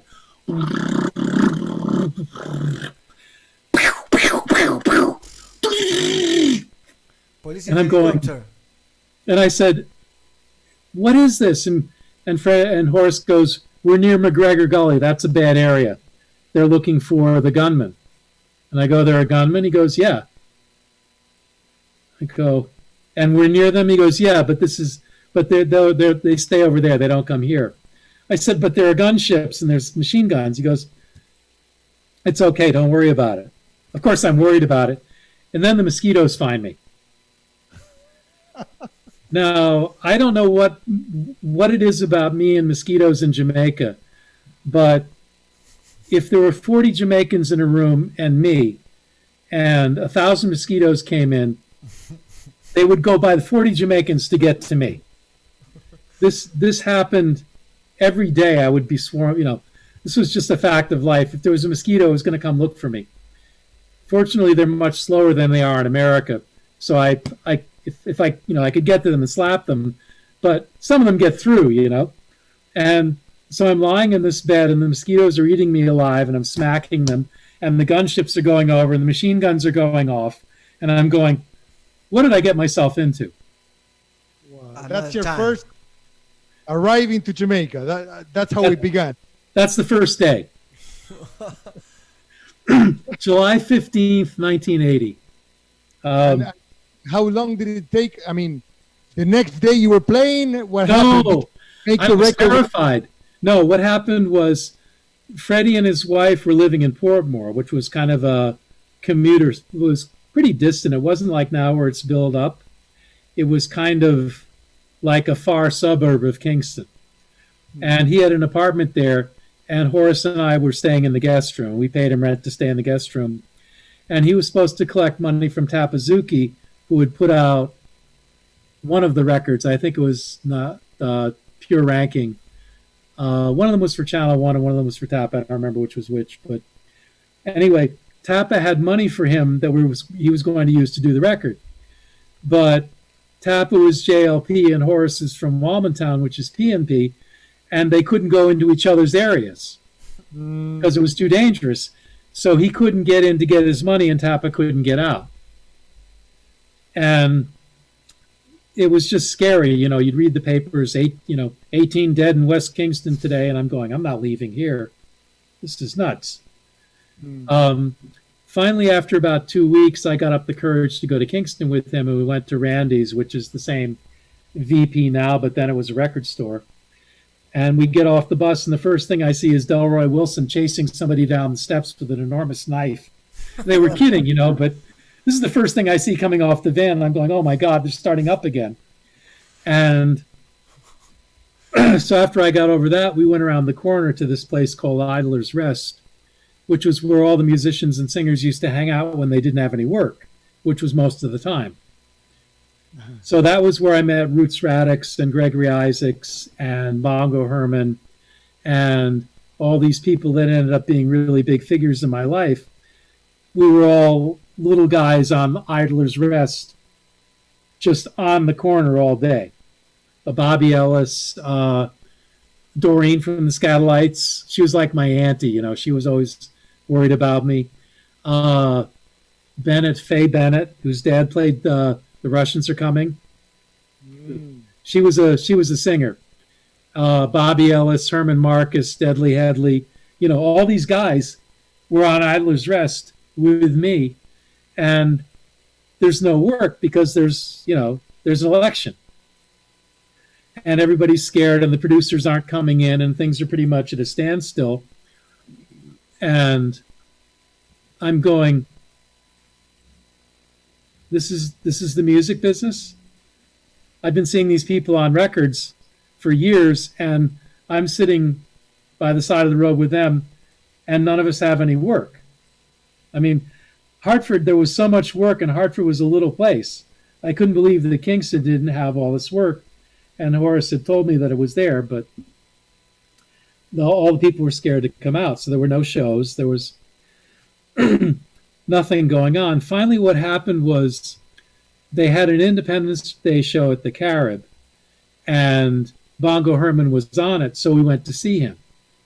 And it was incredible. General Echo, the Tamlins, Fab Five was the backing band, Barrington Levy right at the start of his career, Bongo Herman, a couple of other people I don't remember, maybe Hortense Ellis, I'm not sure. But I know those people were on it. And the Carib was like the Apollo. It was this really intense, wonderful theater where every seat was good and people got totally into it. And the crowd was nuts, and we were in the middle of the crowd, and they're going crazy for General Echo and Bongo Herman and all this stuff. And I'm going, yeah, this is more like it. This is more like it. Like at least I'm in a room with music and people, and like, okay, now it kind of makes sense why I'm here. So we went backstage after the show, and we're talking. Oh, Joe Higgs was there, so we were talking with Joe Higgs. And Flaba was there from Roots Radics, and just watching the show, and we were talking with Flaba, and this little intense-looking guy with one of those Kangol hats comes up to us, and he looks at Freddie and he looks at Horace, and he says, "Well, Otis," meaning me, and Freddie. You were the only white person there. Yeah. But this was, for most of these stories, you could assume that's the case. Okay. Yes. So, I guess in a way I was kind of used to that because I was the only person who liked blues where I grew up. So I was kind of used to being the only guy that felt something. So it was kind of like it wasn't as difficult as it might have been for some people. And who was that man asking about you? Joe Laws. John Joe Laws, the producer. Yes. So what happened was he said, who is this guy and what is he doing here? And Horace said, he's a very fine guitarist. He's here from America. And John Joe says, bring him to Channel 1 on Monday. I have a session. He didn't hear me or anything. Just tell you, come. Just come.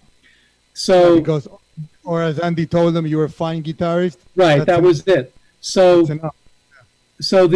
what happened got even crazier. I had bought a ticket for 6 months. Horace had bought one for 3 weeks. And I had bought one for 6 months because in the back of my mind, I thought, well, maybe if Horace is right and there's lots of work and there's girls, maybe I won't want to go back after 3 weeks when the record is done. So I want the option to stay longer. And I had the work permit for a year. So I was set in my mind. But Horace, thinking that the record was going to be done in 3 weeks, had booked a 3-week ticket. He was married. They had a baby. He wanted to get back to Hartford. And so his ticket expired the same day I was supposed to go to Channel 1. And Freddie was going to sing on the session. So we all went to Channel 1. Matt, very, very rough area, Whitfield town. What Freddie? Freddie McKay. Freddie McKay. Yeah. Those two guys were like babysitters. I was never out of their sight. They were so protective, And a lot of those guys were. They were all like, "Oh, he's Horace's friend. Look out for him." Nice. And so we went to Channel 1, and I had my guitar and everything. And Horace said, "Andy, I don't like this. I'm going back. This is not the Jamaica that I know. I think you should come with me." And I said, "But they want me to play. I want to at least stay for a day and play the session." And he goes, "I really don't like this. I think you should come back. I would hate to come back without you and have something happen and have to tell your parents." I remember he'd met them, so he knew them. And he felt an obligation to them because he knew them as people. And I said, "Well, they don't like me being here anyway, so it doesn't matter." And he said, and I said, "Horace, I came down here to play. I came down here to, learn the music and play with these great musicians, and I'm getting a chance, and I can't leave." And you are 25 years old. Yeah. A young 25, though, not that worldly. Okay. Hartford's a city, but it wasn't a rough city, really. You could be fairly naive and not get in too much trouble, which I was. So Kingston was not like that. Kingston was at that point the murder capital of the Western Hemisphere, probably. So, a different order of urban nervousness. So so I ended up staying, and he said, "Look," and he and Freddie had a long talk, and Like they went over and they talked among themselves for a while, and they came back and said, "Look, you can stay with Freddie and his family. You know, they'll charge you rent. Whatever he tells you to do, you do it.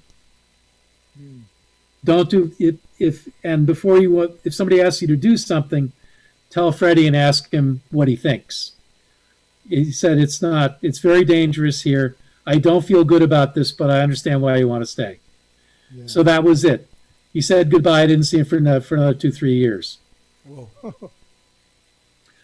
So I went in there, and the session was already going, and it was Roots Radics. It was Style and Flaba, and Soul. They call him, what do they call him? Soul Radics. Noel Bailey was his proper name. He was one of the guitarists, and Bo P was the other. And Sky Juice was playing percussion, and Gladdy was playing piano, and Winston Wright was playing organ. Anderson, Gladdy Anderson. Yes.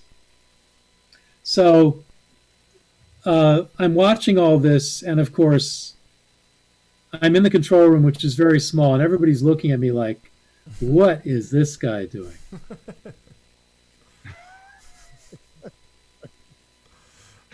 It wasn't friendly, you know?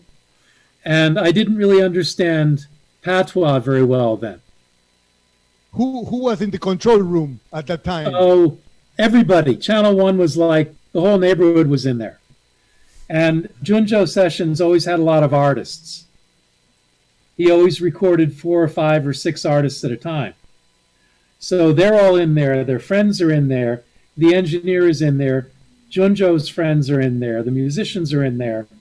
And it's not a very big room. And there I am. And I'm going, how did I get here? You know, the constant question. What am I doing here?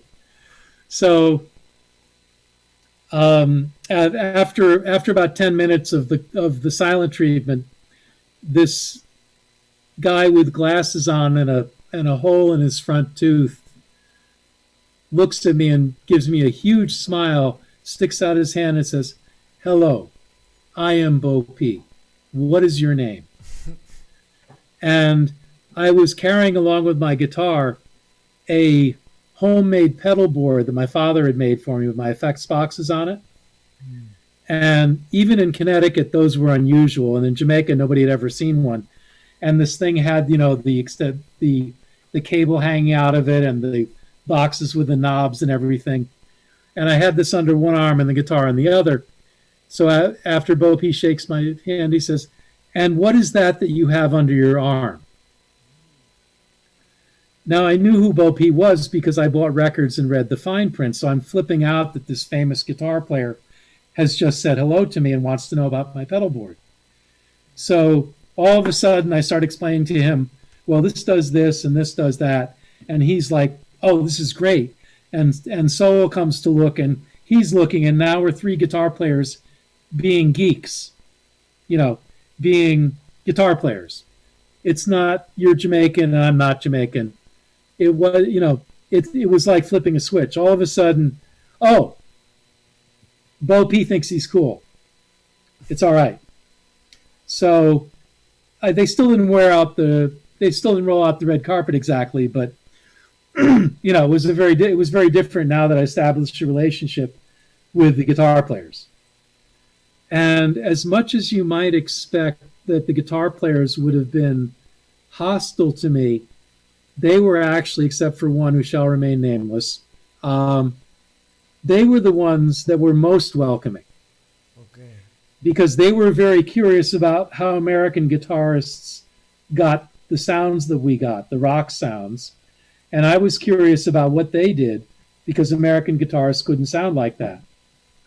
So we were all sources of information for each other, and they were very welcoming from day one, literally from day one. First time I walked into the studio, I was cool with the guitar players for whatever reason.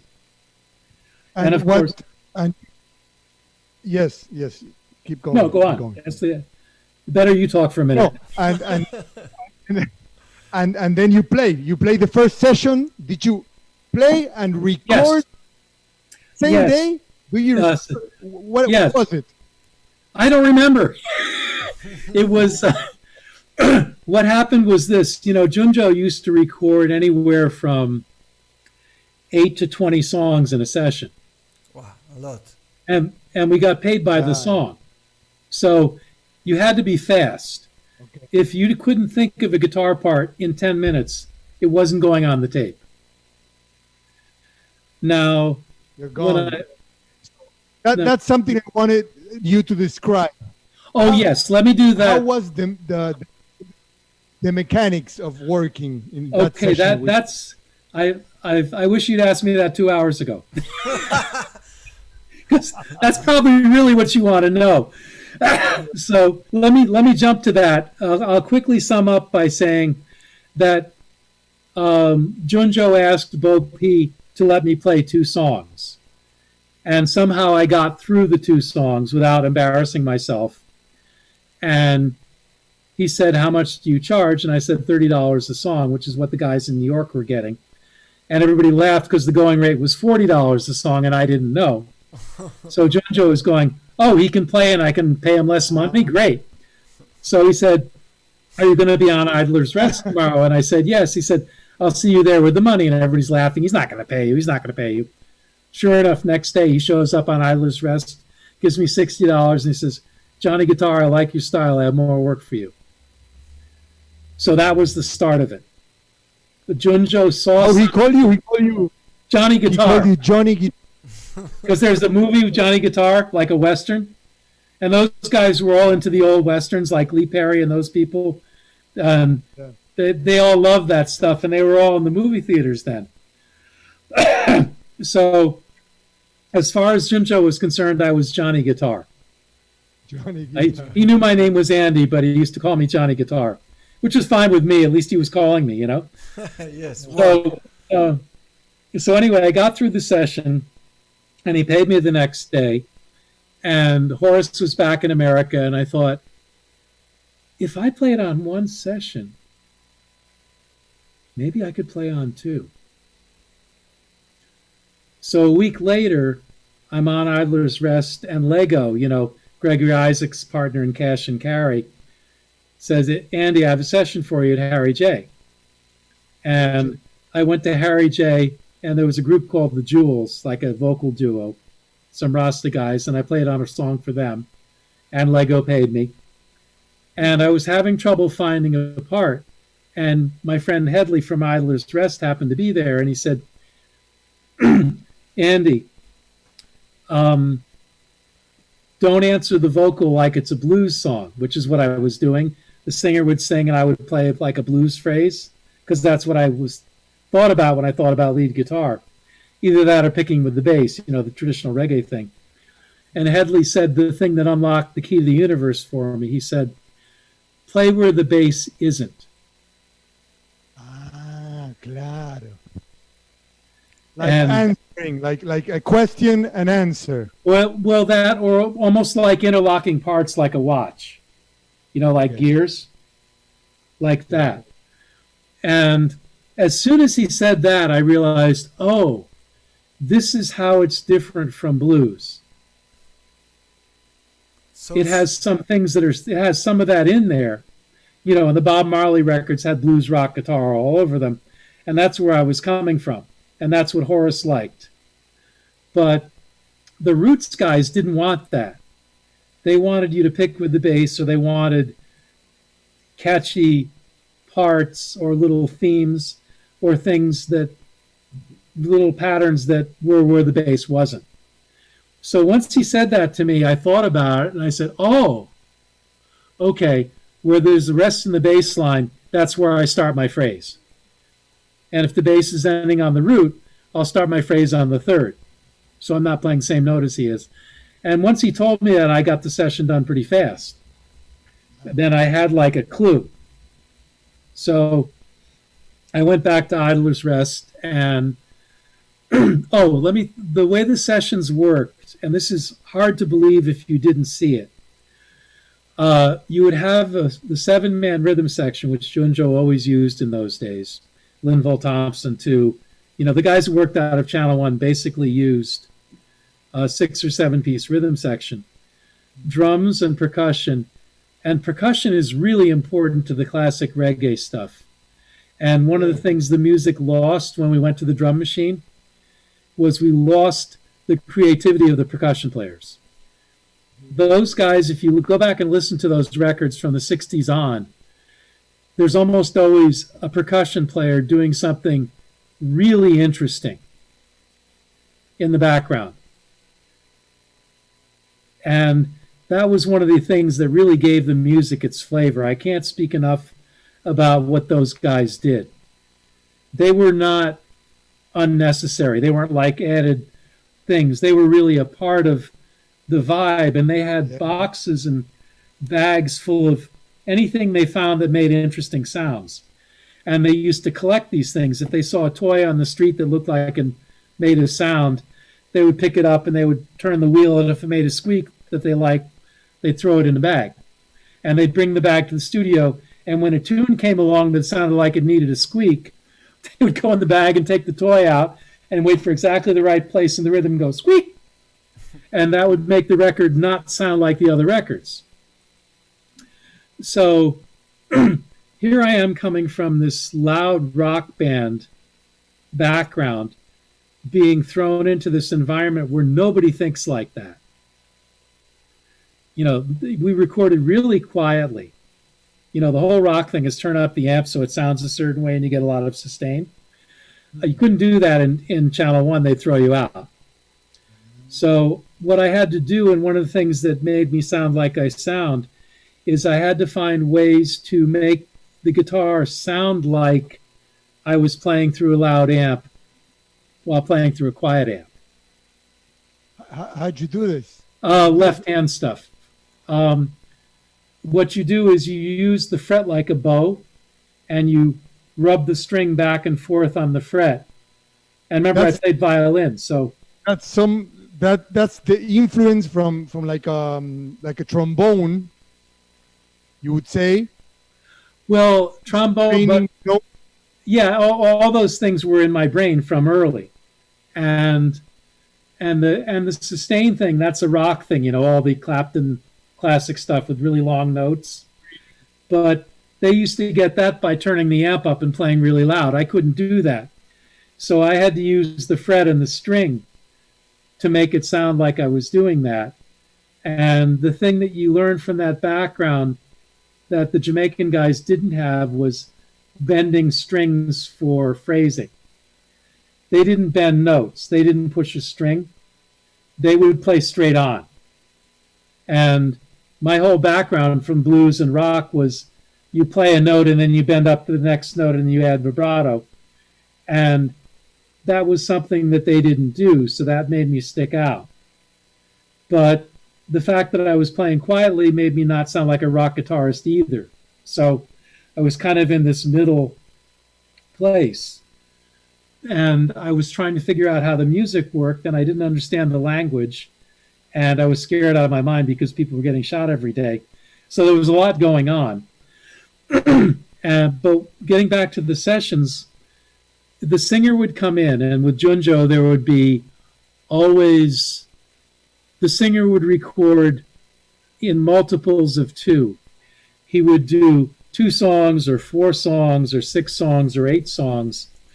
And the reason for that was Junjo's albums were always 10 songs long, 5 on each side. And he knew he could get X amount of dollars out of Greensleeves for every album with a singer that was popular with 10 songs on it. So if he was recording Johnny Osborne and he already had 6 Johnny Osborne songs recorded, Johnny Osborne would come to the studio and record 4. And then if he had 8 songs for a Barrington Levy album, Barrington Levy would come in and record 2, and so on. And all with the idea he was filling up these albums simultaneously with 10 songs. And we got paid by the song. And the way it worked was the only guys who played instruments were one of the Wailing Souls guys, I think Buddy, one of the quiet ones. Pipe and Bread were the noisier ones. Garth and Buddy were the quieter ones. It's one of the quieter ones. played guitar, and Johnny Osborne played guitar. Those are the only two guys who came in. Wait, you record on the Firehouse Rock album? Yes. Really? Whoa. Go on. I came up with the bass line. Wow, nice. Do ba dum bum bum ding ding dum. That Flaba played it, but I came up with it. Love that song, man. Yeah, that and the other song, the next song on the record, Oh, What a Feeling, with a guitar solo on the front. Yes. There's like a little kind of Santana-ish solo at the front of the song. See. But then, how was it? The singer bring the song and the Yes. band make up the music from scratch? Yes. What would have no music, no sheet music, nothing. Mostly the singer would come in and just start singing the song a cappella. You know, I love Ja, oh Ja, I love you. You know, something like that. And Gladdy would listen to him, or Winston Wright, or Sowell, you know, one of the quicker guys, would listen to him and go boink, boink, boink, and figure out what key he was in. And then from the melody, he would decide, well, what should the chords be? Mind you, the guy is still, this is by the time the guy gets to the second verse, Gladdy has already figured out chords for the first verse. And he might change them a little bit, but by the time he's getting to the chorus, he's got most of the harmony worked out.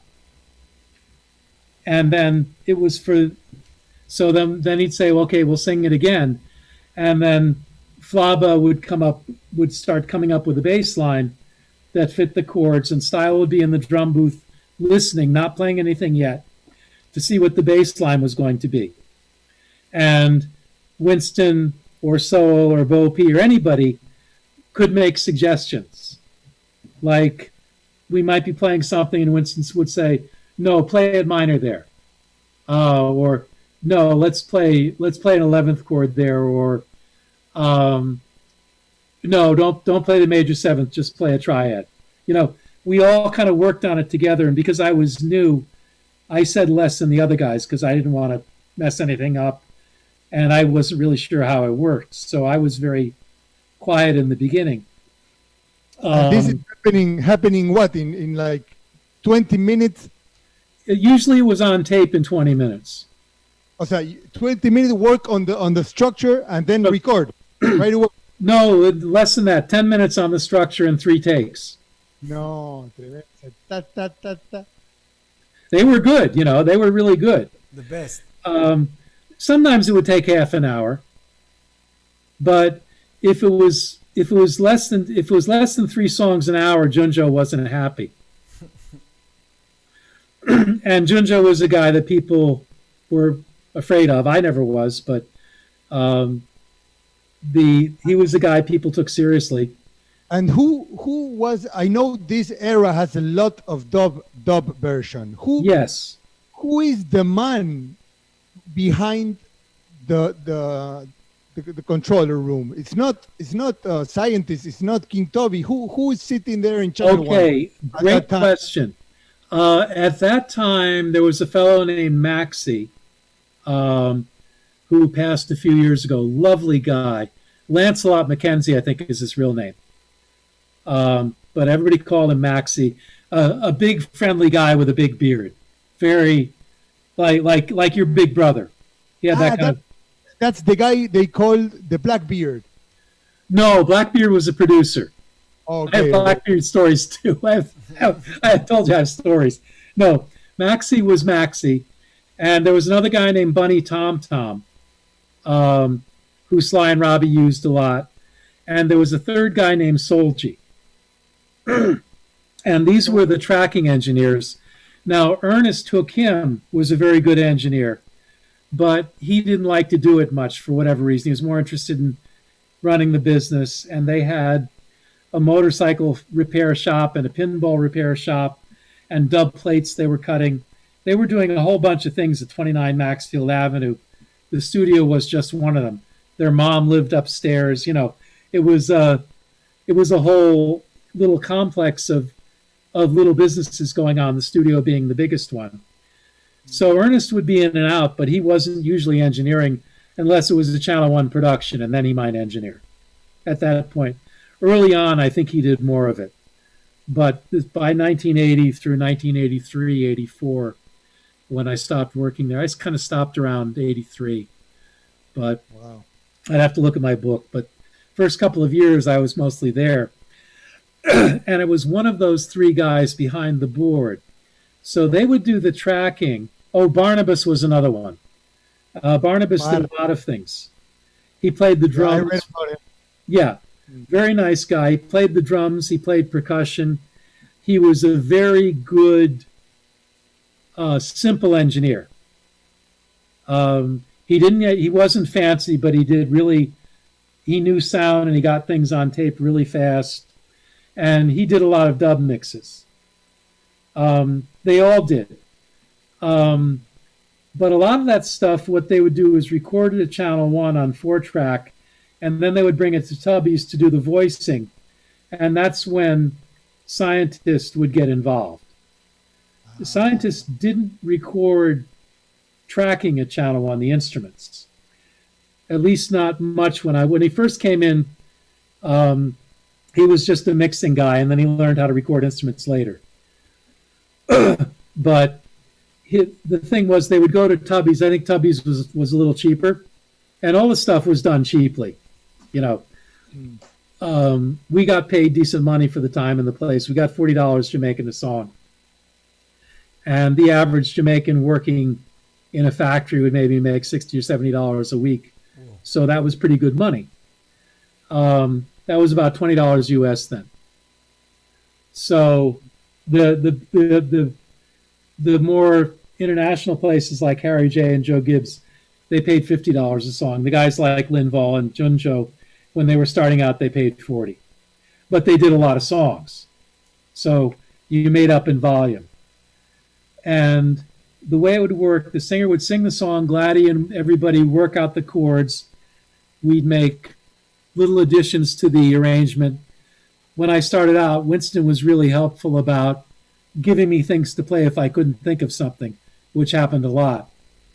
Because I was used to the idea of rehearsing something for 2 weeks before you played a gig. It didn't happen here. So sometimes Winston would say, well, Andy, you take the intro. Or you take the solo on this one, and then the next one he'd go, well, I'll take the solo. Or then he'd say, well, have Gladdy take the solo. So we all kind of worked to put the music together based on our roles. So, Flabba came up with the bass lines 99% of the time. The one exception that I can remember being Firehouse Rock, which was kind of a miracle. But the reason I remember it so clearly was it was the first time I had enough nerve to suggest something in the studio. What happened was, let me finish the description. So anyway, Flabba would come up with the bass line and style.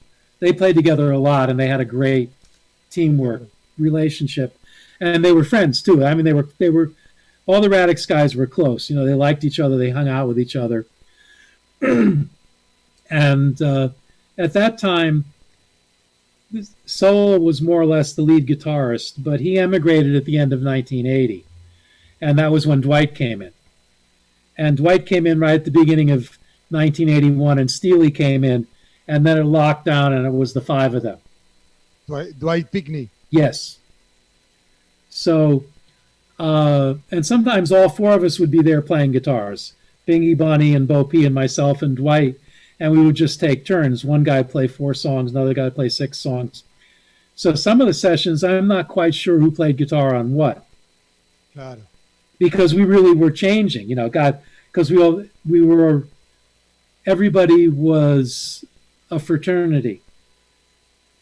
Everybody needed work, and if you were in the crew, they looked out for you. Now with the bass players and the drummers, it wasn't quite the same because you only need one of each.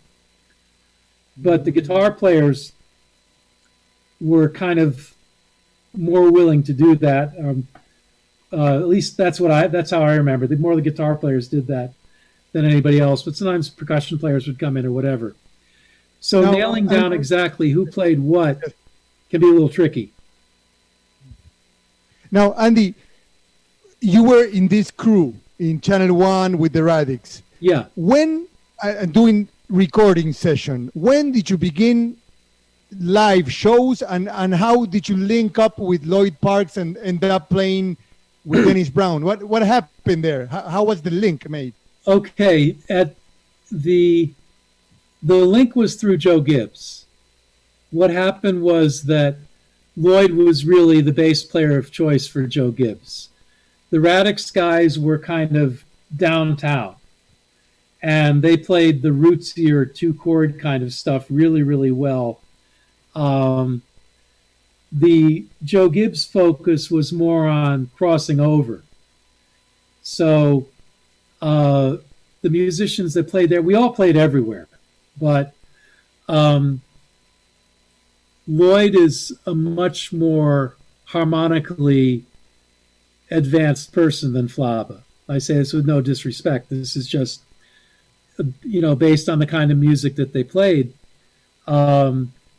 Lloyd played a lot of American R&B songs and things like that because his band played dances and shows and backed singers who wanted to sing those songs. So he was a very good R&B player as well as a great reggae player.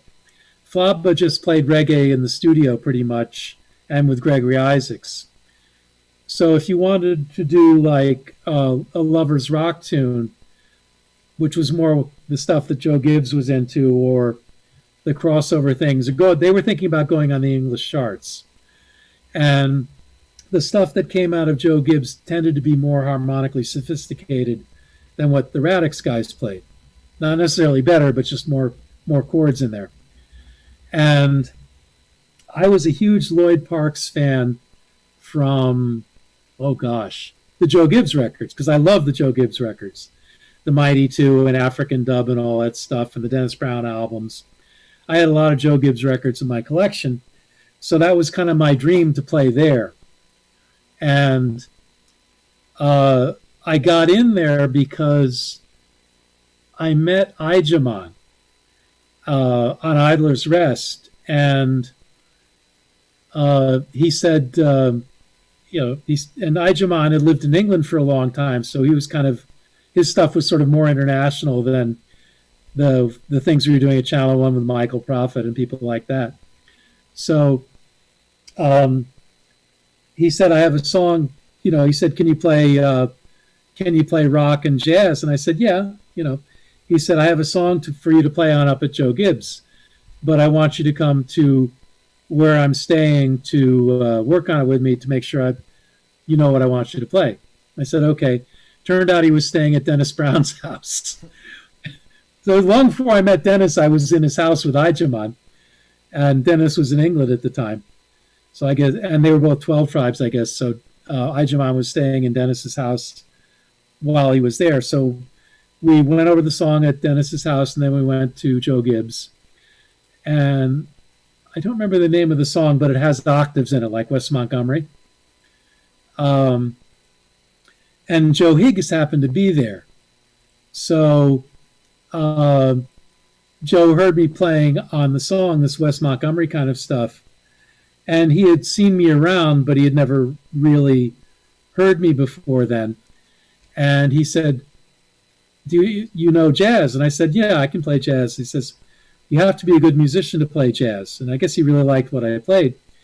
And at that point, Kingston was still really scary. It had gotten dark, and I didn't know how to get to the bus stop from Joe Gibbs. And it was dark and on the edge of Trenchtown. I didn't know what I was going to do. And he could see that I was nervous about it. So he said, look, where do you live? I said, Portmore. He says, okay, I'll walk you to the bus stop and I'll stay with you until the bus comes, which he did. And he had all these questions, how did you get to Jamaica? So I told him about Horace and the Roots Radics, the Two and Joe thing. And I got to Idler's Rest the next day, and everybody was jumping up and down. What? You say you masha to Joe Gibbs, man?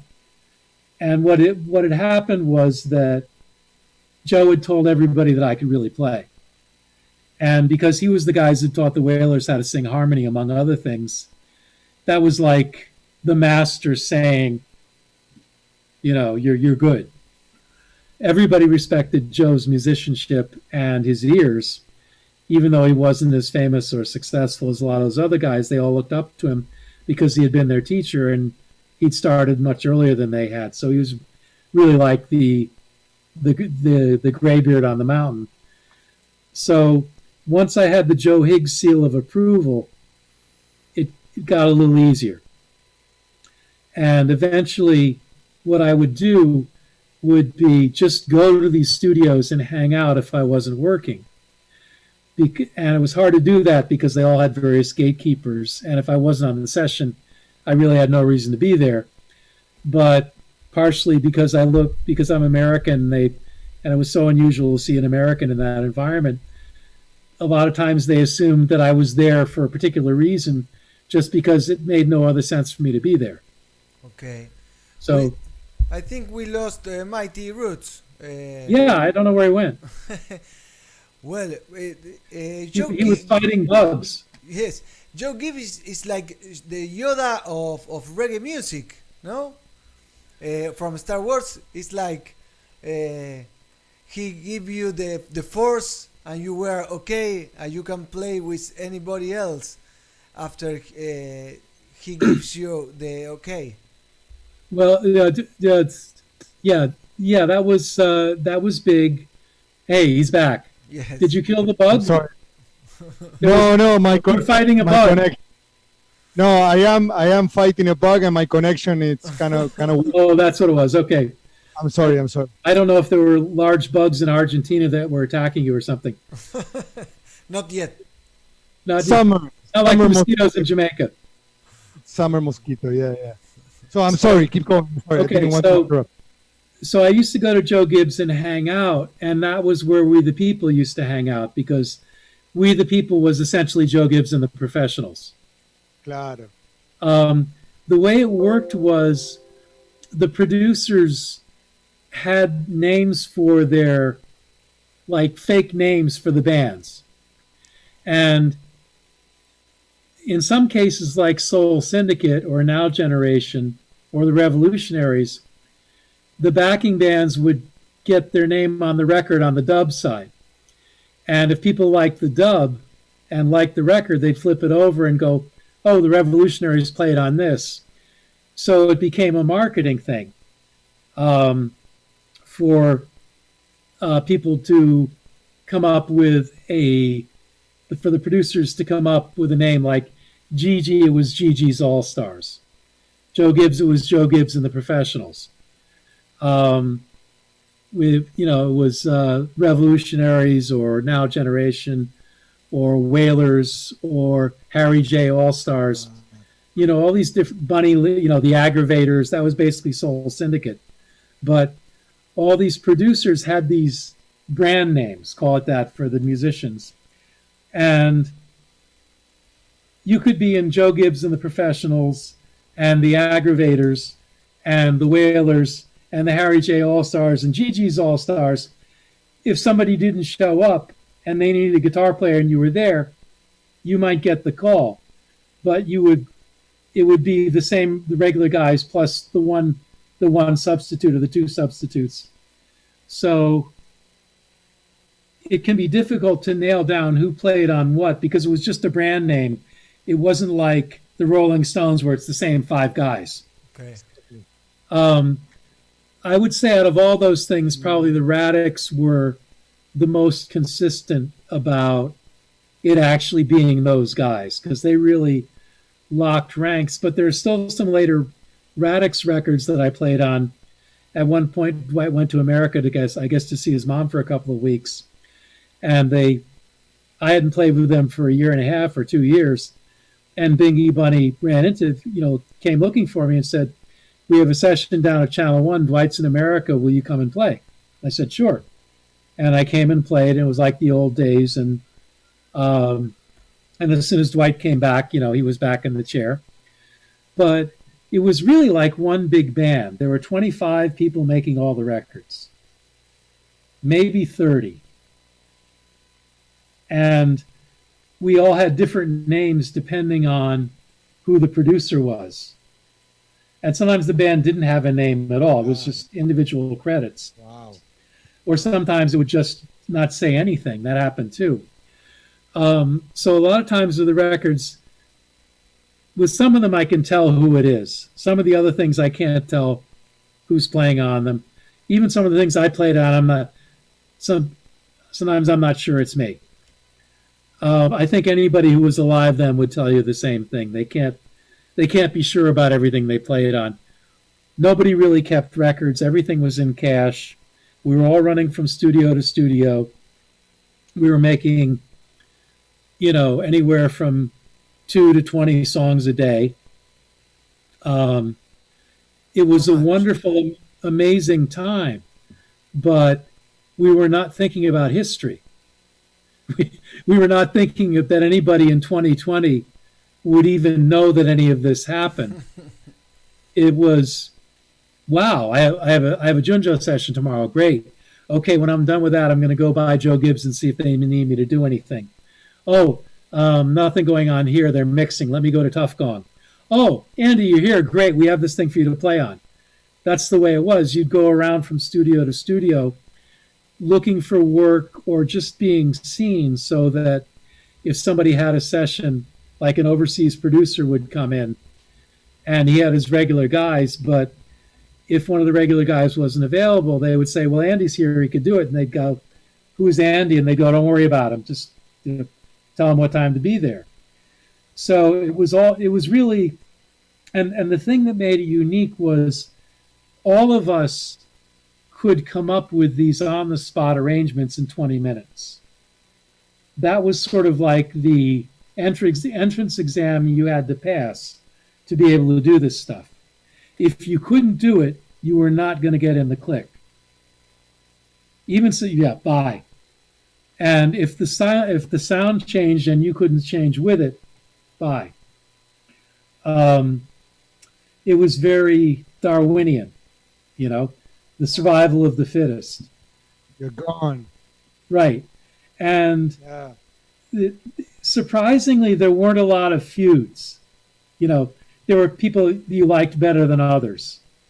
And I had problems with one person in particular, but, out of 25 people, if you get along with 24 out of 25, that's a darn good average. Yes. And we all got along. We had to, we were all really happy to be doing this. It was incredibly exciting. You wake up I'm going to Channel 1. I'm going to play for Junjo. I wonder how many songs we'll get to do. I wonder which artists are coming in. Oh, Wailing Souls? Yeah, great. I love the Wailing Souls. Oh, who's this guy? Oh, he sounds good. All right. Oh, John Holt? Great. You just didn't know. Every day you'd wake up and these things would be going on all over Kingston. And if you weren't playing on it, you could watch it. And, I'm a huge fan of all this stuff. So if I wasn't playing, it was fine with me. Who is playing? Sly's playing. Great. I love Sly. Willie Lindo's playing. Let me see what he's doing. Let me see what he's playing differently than I would play. Oh, Dwight's playing on this. That's my man, So there was the very high level of teamwork, and we were very good at getting things sounding pretty good pretty quickly. Where we fell down, perhaps. What would you say? Where we fell down, perhaps, was... What would you say? I'm sorry. I lost your voice? Se descorta, Mighty, un toque. Yeah. I can't hear you now. Mighty? Did you copy us? Well, continue with the history. Sí. You Yeah. were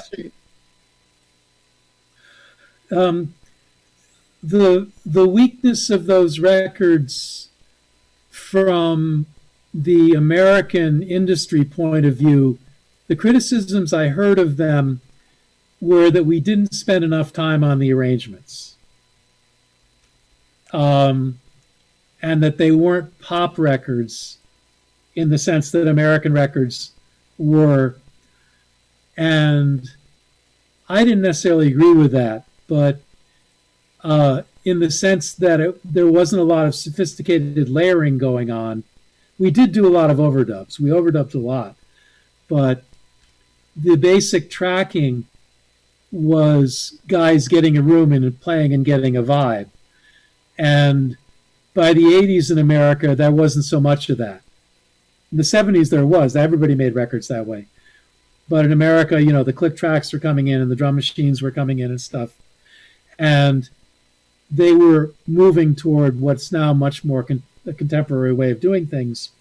And we were still doing things in this organic and soulful way, but that wasn't what the industry as a whole necessarily wanted to hear. The advantage to it is that now a lot of the records that they wanted us to sound like, nobody cares about them, but they still care about ours. So, it's funny how things go around, but that was the way we made them. And there were real economic reasons for it.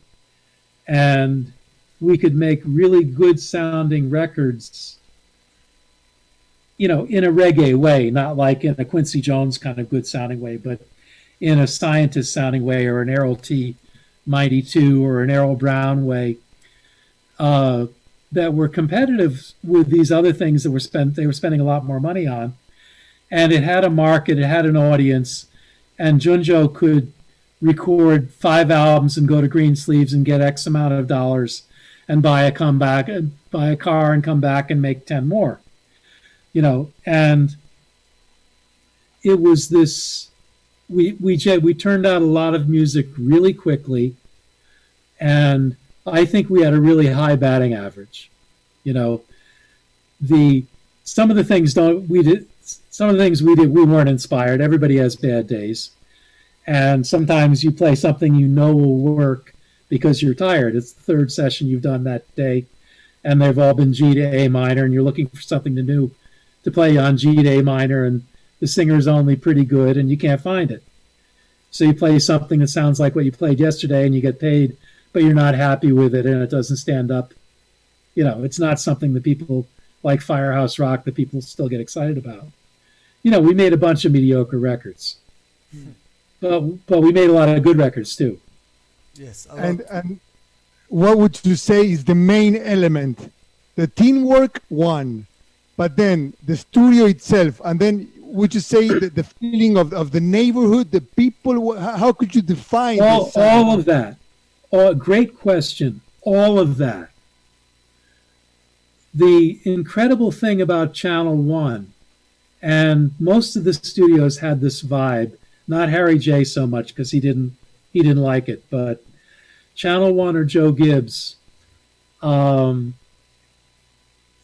One was the biggest thing in the neighborhood. Everybody in that neighborhood took pride that Channel One was there. It was like their football team, and they were super proud that people came from overseas to record at Channel One. It was a big deal. And if you worked at Channel One, you were safe in that neighborhood. Nobody's going to bother you. I could leave my guitar up against the wall and go around the corner to the store and get a beer. I'd come back and 3 guys would be watching the guitar, make sure nobody took it.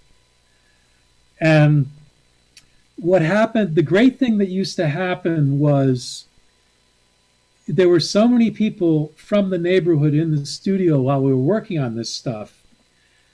They were the exact audience we were making the music for. These are the people who were buying the records. So if you had 10 guys from the hood sitting in the corner and chopping up weed and making spliffs and, sharpening their knives and all this kind of stuff that they would do, while we're working, mind you, all this is going on. And you're playing, and if they start going like this during one particular song, that tells the producer, okay, this is the song. So it was like having test marketing in the room with you while you're making the product. That had a lot to do with the way these records came out. Also, the production, somebody like Junjo wasn't even in the studio for most of the stuff we recorded for him. He would get us in there. He would do all the preliminary work. He was great at that. The artists would know exactly what songs he wanted to record. They would sing him all the songs they had. And he'd say, I want that one, I want that one, I don't want that one. And he said, I'm going to give you an advance for 4 songs. These are the 4 songs I want you to sing. He would get the band together. He'd book the studio.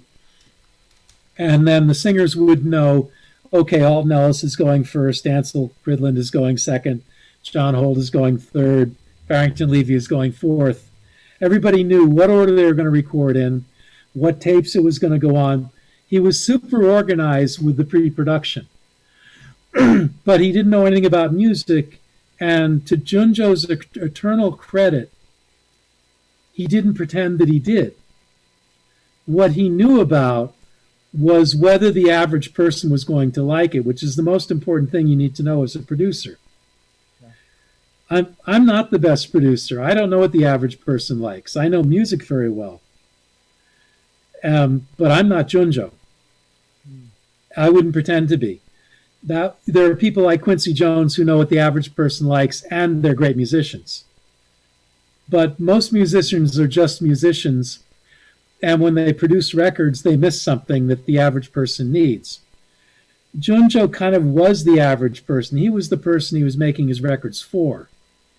So if he knew if he liked it, it was going to work in the dance hall, which was his primary audience base. These records were all made to be played on these big sound systems. They were made to be played, the big things with the refrigerator bass speakers. That's the way we changed the parts so they would sound good on those speakers. You couldn't play a lot of flashy stuff on those records because the bass speakers would just get lost. You had to make your parts simple and work in the upper mids and be repetitive, and then you had a chance of being heard. You couldn't do bebop licks on those records because the sonic environment they were playing in would eat them alive. So we changed our playing to work in the environment that we knew those records were supposed to go. And the 2 things that Junjo always said that I loved him for, he would say, okay, Johnny Guitar, you play 4 songs. Dwight, you play 4 songs. Biggie Bunny, you play 6 songs. Bo P, you play 6 songs. Winston, you play 10. Style and Flaba, you play 10. Sky Juice, you play 4. He'd tell everybody how many songs to play. And then he'd look around at all these guys in the studio that weren't musicians. He'd look at us, he'd go, make a dance hall, seen? And then he'd look at everybody else, and nobody know, fuck with a musician then. And then he would leave. And it worked perfectly. We made it dance hall, nobody messed with us. They could listen. But if they started trying to tell us what to play for whatever reason, that was it. Nobody even tried. It was just they knew if they behaved, they could stay there, and everybody wanted to stay there because it was exciting. Now, another thing that used to happen in Channel 1 that was fascinating was that the soldiers and the police would come in during the sessions. And that was a really rough neighborhood. So there were always cops and armed soldiers protecting the cops, walking up and down the street in, units, 10, 12, 6, 5, 8 guys walking up and down the street with M16s. And they used to pull the vans over and search us for guns. And of course, because I had a hard guitar case, they would always search the guitar. Get out of the van, you with the guitar case, open the guitar case. This happened all the time. You'd be going to work and they would stop the van, make everybody get out, look for guns. Okay, no guns, fine, get back in the van, go to the session. This was like getting on the subway. So, that gets into the music too. The whole environment, if you get searched by the cops on the way to the studio, that does something. It's not harmonic, but it does something vibrationally. And then they would come in, and the people, weed was really illegal in Jamaica then. They were always hoping to catch me with weed, because as a foreigner, they knew somebody was going to bail me out of jail, and they could get some of it. They would have loved to have caught me with weed. They never did. But the cops really didn't like weed. They were, well, some of them were in it too. But anyway, you could get busted really easily, even in a neighborhood like Whitfield Town. If a cop didn't like you and you had a spliff on you, you're going to jail. So the cops and the soldiers would come in, and it usually happened like lunchtime, I guess on their lunch hour, on their shift. They would make sure they were near Channel 1, and they would come in and they'd have the uniforms on and the gun belts with the cartridges and the automatic weapons and the hats. And there's all these guys rolling spliffs and smoking chalice, and the musicians, style there with the spliff hanging out of his mouth. Everything is going on like it normally would, except there's 10 cops and soldiers over there by the Leslie. And the first time they came in, I went nuts. I said to Winston, "Mike, we're all going to jail." He goes, "No, man, don't worry about it. I'll explain to you." So after he left, after we took a break to listen to a playback or something, he said, "They come in here all the time. They love the music too." Claro, they're into the music. He said a really interesting thing. He said, they love the music too, and they love being around it just like everybody else does, and feeling the magic. And it gives them a break from what they're going to go out there and do after they leave. So that was another thing that made the music what it was. It wasn't divorced at all from the world in which it was supposed to operate. To me, music is functional. I don't really think of myself as an artist exactly. I think of myself as providing a community service, Okay. like a doctor or a social worker or a massage therapist or a guy that fixes your car. That's kind of what I do, except it's through music. And sometimes I guess it's artistry, but really what it is that this kind of music is made to help people get through very difficult lives. And the people making it came almost without exception from very difficult lives. Some of these people, when you got to know them and you realized how far they had come in order to even own an instrument, let alone be one of the 25 guys making all the reggae records on the planet. That's an exaggeration. I don't want to diss my English friends, but certainly, one of the 25 guys in a nation of 2 million making all these records. These people took extraordinary journeys. They took journeys, they grew up, with no shoes, no food, no house, no parents, no family. Somehow came out of that, found a guitar, found a drum, found something to bang on, figured out some of it, found somebody else to show them the rest, just kept at it, and became great. Now, Andy, this year we lost two of your friends you work with for many, many years.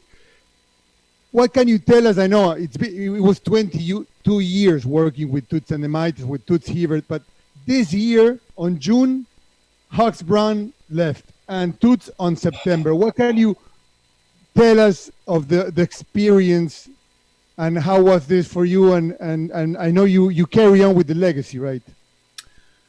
I guess so. I'm still here, so I guess that's what I'm doing. Still providing the community service. Hux was my hero.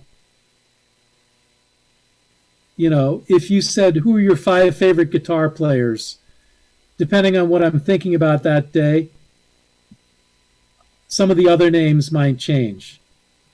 B.B. King, Teenie Hodges, Jimi Hendrix, Wes Montgomery, Hux Brown. To me personally, I'm not saying the 5 greatest guitar players who ever played. I'm just saying that for Andy Bassford, Hux Brown. And when I was in Jamaica, he had already emigrated. He had married an American woman and was living in Oakland. And the original Maytals situation broke up, and I'm not totally sure what happened, but the original band that was signed to Ireland, and they took the Beverly's All-Stars and made them into the backing band and marketed the whole thing as a unit. That was, the island marketing thing. But they had all played together since the 60s anyway, so it kind of didn't matter. But that was all the band at first, and then Dougie Bryan left to go with Jimmy Cliff, and Carl Harvey came in, from Toronto. And it was those guys for the first 10 years probably. And then in 82, 83, 84, that splintered. And the singers left too, Raleigh and Jerry. I never found out what happened. To this day, I couldn't tell you. It went left, right, and center. But so Hux was up here, and wherever they were going, he would go and meet them, and they would play.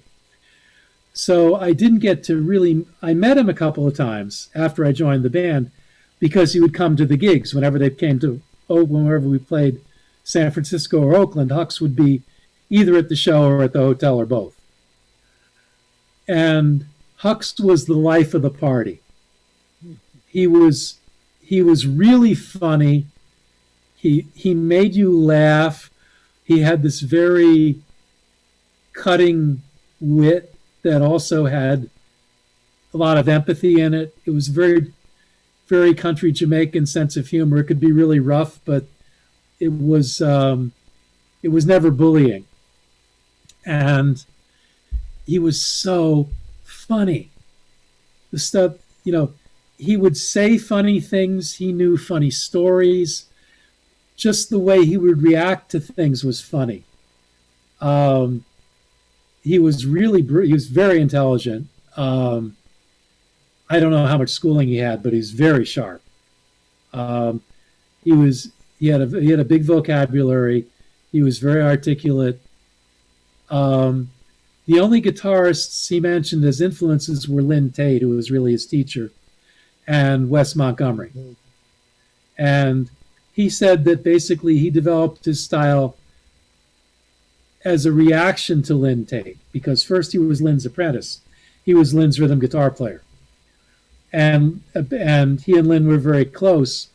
And the two of them and another guitarist named Jerry Cleary, who is sort of lost to history, but played a lot of the things that people think Hux played. They sounded so much alike, Hux couldn't tell you if it was him or Jerry sometimes. Jerry is still with us. I don't think he plays anymore. He's somewhere. But after Lynn went to Canada in 1968, he got a job, I think, running a band at a big nightclub. And Lynn was a guy, I worked with Lynn. He was a Maytal for a tour. So he did with me what he did with Hux in much shorter period of time. He showed me what he was doing and why. And Lynn was interesting in that he was probably really an arranger who happened to play the guitar more than he was a guitar player. He was a very fine guitar player. He loved the instrument, but his interest was much broader. He was always thinking about the whole record, the whole production. He wasn't just thinking about the guitar part. And he loved arranging. He loved writing charts for people. And I think he went to Canada because he was going to have the opportunity to write new charts all the time for this nightclub, new shows and things. And that was the sort of thing he loved as much or more maybe than playing. Hux really wasn't like that. Hux was a guitar player. He loved to play the guitar. He didn't care if he played rhythm or lead. He had no ego about it. He was like anybody who came up in that system, he was super easy to play with. Whatever you didn't play, he would play. It was as simple and as complicated as that. He was, what else is, he was observant, stuff didn't go by him. He was sharp, he was witty, he was funny. He was extroverted, he was a lively kind of guy. he wasn't on stage. On stage, he looked very serious. And if he was really into it, he would start dancing a little bit. If he's just, so the first time I saw him, I thought he was scary. He wasn't a big guy, but he was so intent on the music that I thought, oh my God, he must be like a gunman or something. And then I got to meet him and realized that was just the way he approached the music. It wasn't the way he was about life. And one of my favorite pictures that I've accumulated over all the years I've been doing this is a picture of Jackie Jackson, Hux, and myself running on stage in Paris, playing Monkey Man. Yes. I saw it on your Instagram. Yes. That out of everything, that might be my favorite picture of me ever. There I am with two of my biggest heroes, playing with Toots and running on stage. And Jackie Jackson never moved on stage. He was like Statue of Liberty. So, Hux you could see running on stage. He didn't do it much, but you could at least imagine that. For Jackie to do it, that was like the Sphinx coming to life, So that picture particularly means a lot to me. Andy, Andy, we are reaching 3 hours of talking with you. It's incredible your music life and that you are sharing with us from the scratch, from the beginning, and now talking to you. But we are reaching the end of this interview. So if you want to close with some idea or a history or what you want. Well, we can't leave without Toots. Oh, please, come on. I mean, we didn't even get to Dennis or anything. We have a long way to walk. Right. Well, I've been doing this since 1976. So we will have to do. I know we're gonna have to do the next a new. Yeah, the dub version. We'll do the dub version. Right. Okay. We'll do the remix. There's so much. Okay. There's so many things. When you are, when you are making thing. your book, when you start writing your book. Oh gosh, there's fragments of it all over this house. There's all kinds of raw material. It's to put it together. As you can see, I remember a lot of stuff. Yes, so great memory. It's hard to narrow it down sometimes, and it's all very vivid in my mind. And while I'm talking, I'm reliving it, which is why I talk so long, is because I'm seeing it like a movie, yes. And I'm noticing things sometimes that I didn't see the first time I saw the movie. Okay. But let me finish with Toots. Yes, please. Toots is like B.B. King. He's the reason I fell in love with the music. So to get to work with him, to get to win a Grammy with him, to get to be associated with all the musicians that played on all his great recordings, and I really played with all of them except for Randy Bop, who is in Canada. But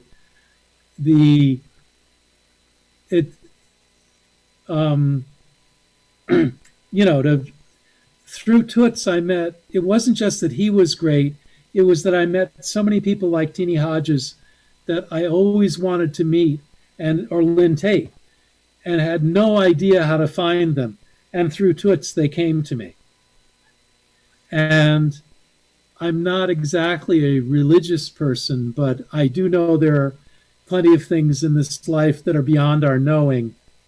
And there are currents and waves and ripples in the fabric of the universe that bring us together, tear us apart, make certain things happen.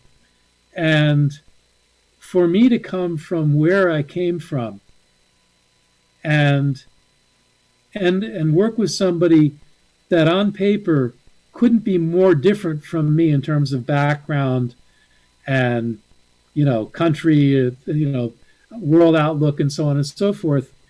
And to work with somebody like that for 22 years and literally have just about everything I ever wanted to happen for me in music happen, and even things I didn't know could happen, to happen through playing with Toots. All I can say is, and our relationship wasn't simple, it wasn't easy. We loved each other, we had tremendous respect for each other. We disagreed occasionally. But he was one of the deepest and most important human beings I've ever met. You know, he wasn't a day at the beach. His best friend would tell you that, I'm sure. But he did so much good for so many people, not just me. He did so much good for so many people all the time. And he did it like he was brushing his teeth. He never thought about it much. He just figured if he was doing a little better than somebody, he was going to help them. I think he felt obligated to. And I saw him do incredible things out of, you know, just in passing. He would do something and you'd think about it for a day, like, wow, he did that. He thought of that. He noticed that. And I think one of the best things I could say about Toots is when he passed, my children were almost as upset about it as I was. Okay. You know, he was an incredible family guy. You know, his daughters were in the band. His son has been in and out of the band for years. And with Toots, you know, he wasn't crazy about girlfriends on the road. But if you had to bring your kids, he was like their uncle. And if he saw you and he hadn't seen you for a while, after how are you, how are your children? And he treated them he treated them with incredible kindness and empathy, and they were in no doubt that as odd as it might have felt to them to have been in that environment, that they were welcome and they had every right to be there, and he was going to take care of them just like he took care of everybody else on the road. And my younger son maybe said it best. He said, until my last year of high school, there wasn't a day in my life when my father was not in Toots and the Maytals.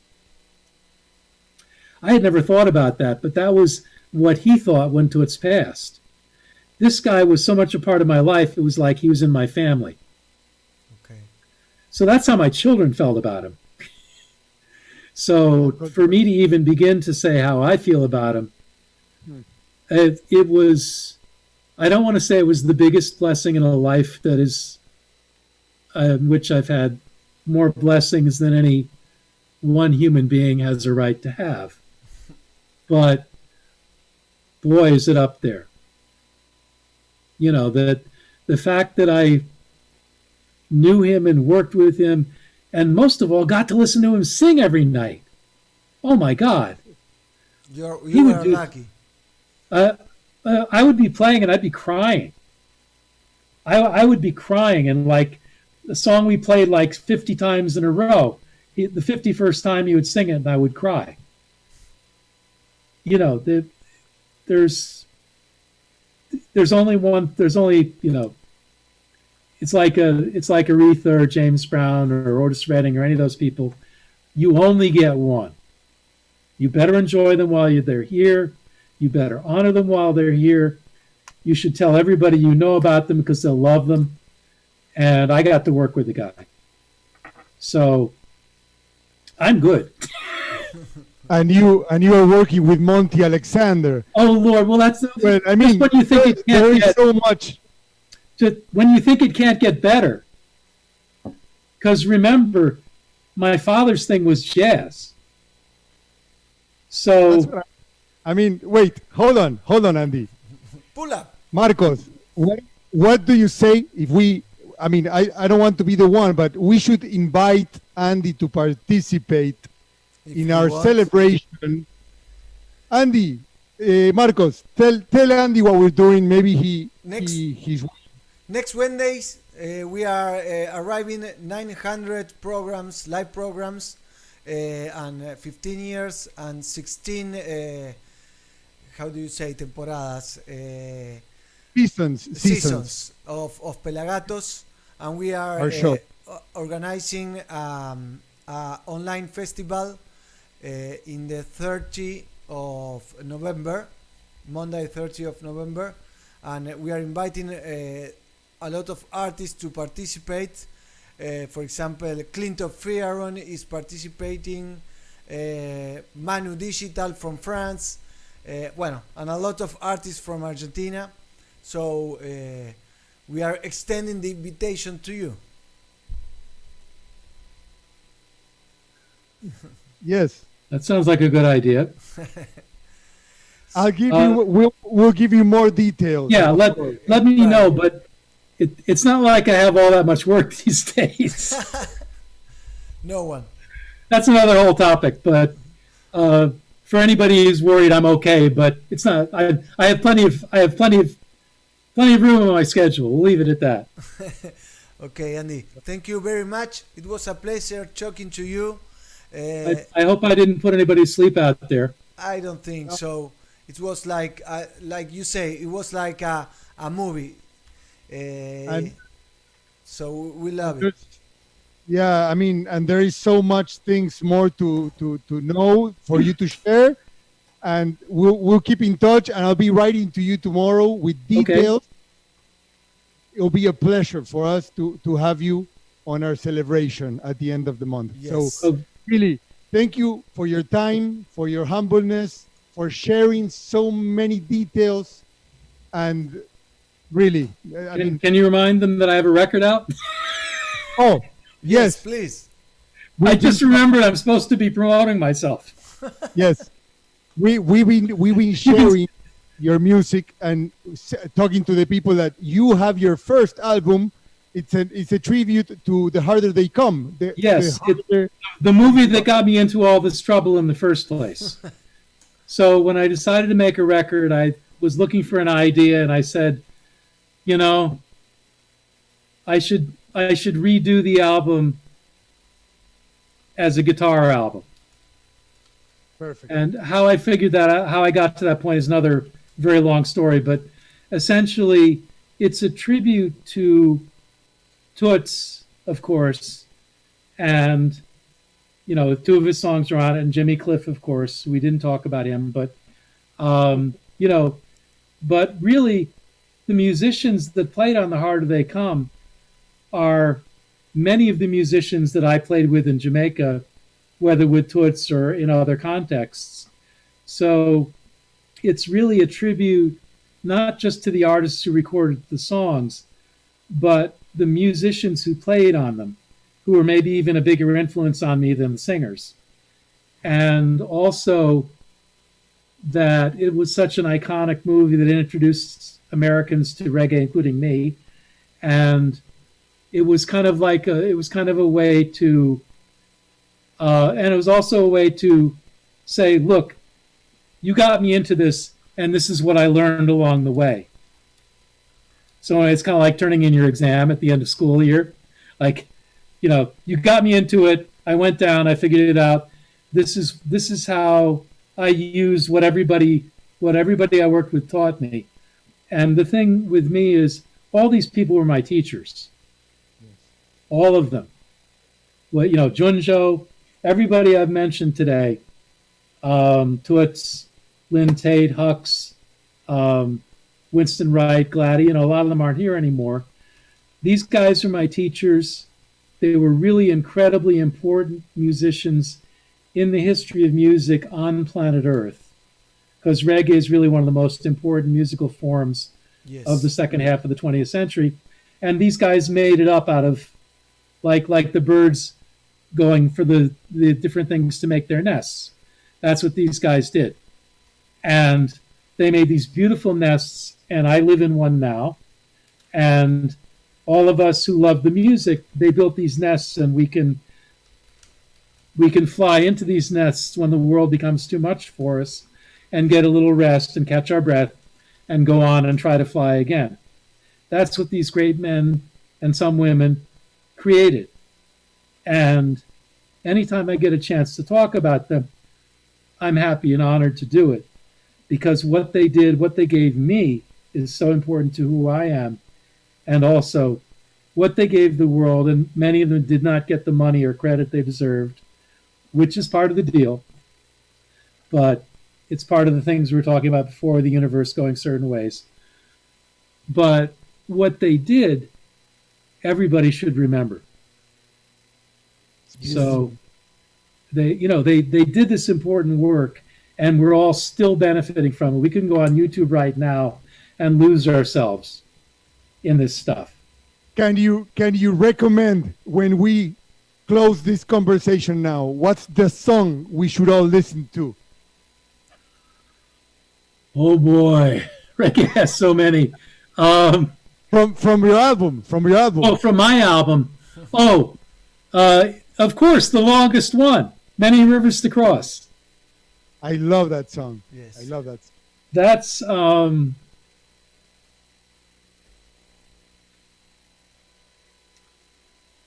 That's my tune, as we say. I love them all. That's the story. Andy, all the stuff I've been talking about, that's the musical condensation of it. You just gave me the goosebumps hearing the melody inside. Andy, this will continue. This is not over. We want you in our team always. Thank you, really. All the people who are connected on the other side, you can write to Andy. He will answer back right away. He's the beautiful man you're seeing there, and now he's part of the PelaGatos family. Well, that is an honor, and with any luck, I'll actually get to Argentina at some point. And I'm very curious about your steak. Yes, great one. I'm curious about your ska bands. Yes. I'm curious about what I'm going to learn if I can get there. Oh, I'm going to link you up with a few friends, musicians, that want you to record on their albums. So I'm going to be writing to you lots. I have time. Yes, man. Thank you very much. I would love that. Thank you very much, Andy. Thank you, guys. It's an honor for us and a pleasure. So thank you. Okay, so I have friends in Argentina now. If I get stuck there, I have the couch, right? One of you guys has a spare couch? Yes. You get the royal. I don't want the royal. I like couches. If you have a dog or something and it doesn't have fleas, I'm good with the dog. I'm not fussy. Okay, Andy. Thank you very much. Just off the floor. I'm old now. I don't want to sleep on the floor anymore. You're a hero, man. You're a hero. See you, Andy. Thank you very much. Thank you, guys. It was a We'll pleasure. speak soon. Andy Bassford Okay. in PelaGatos. How do we say adios? That's ¿Te the word, perdiste right? algo? Adios, Míralo en nuestro Argentina. canal de YouTube, youtube.com/FM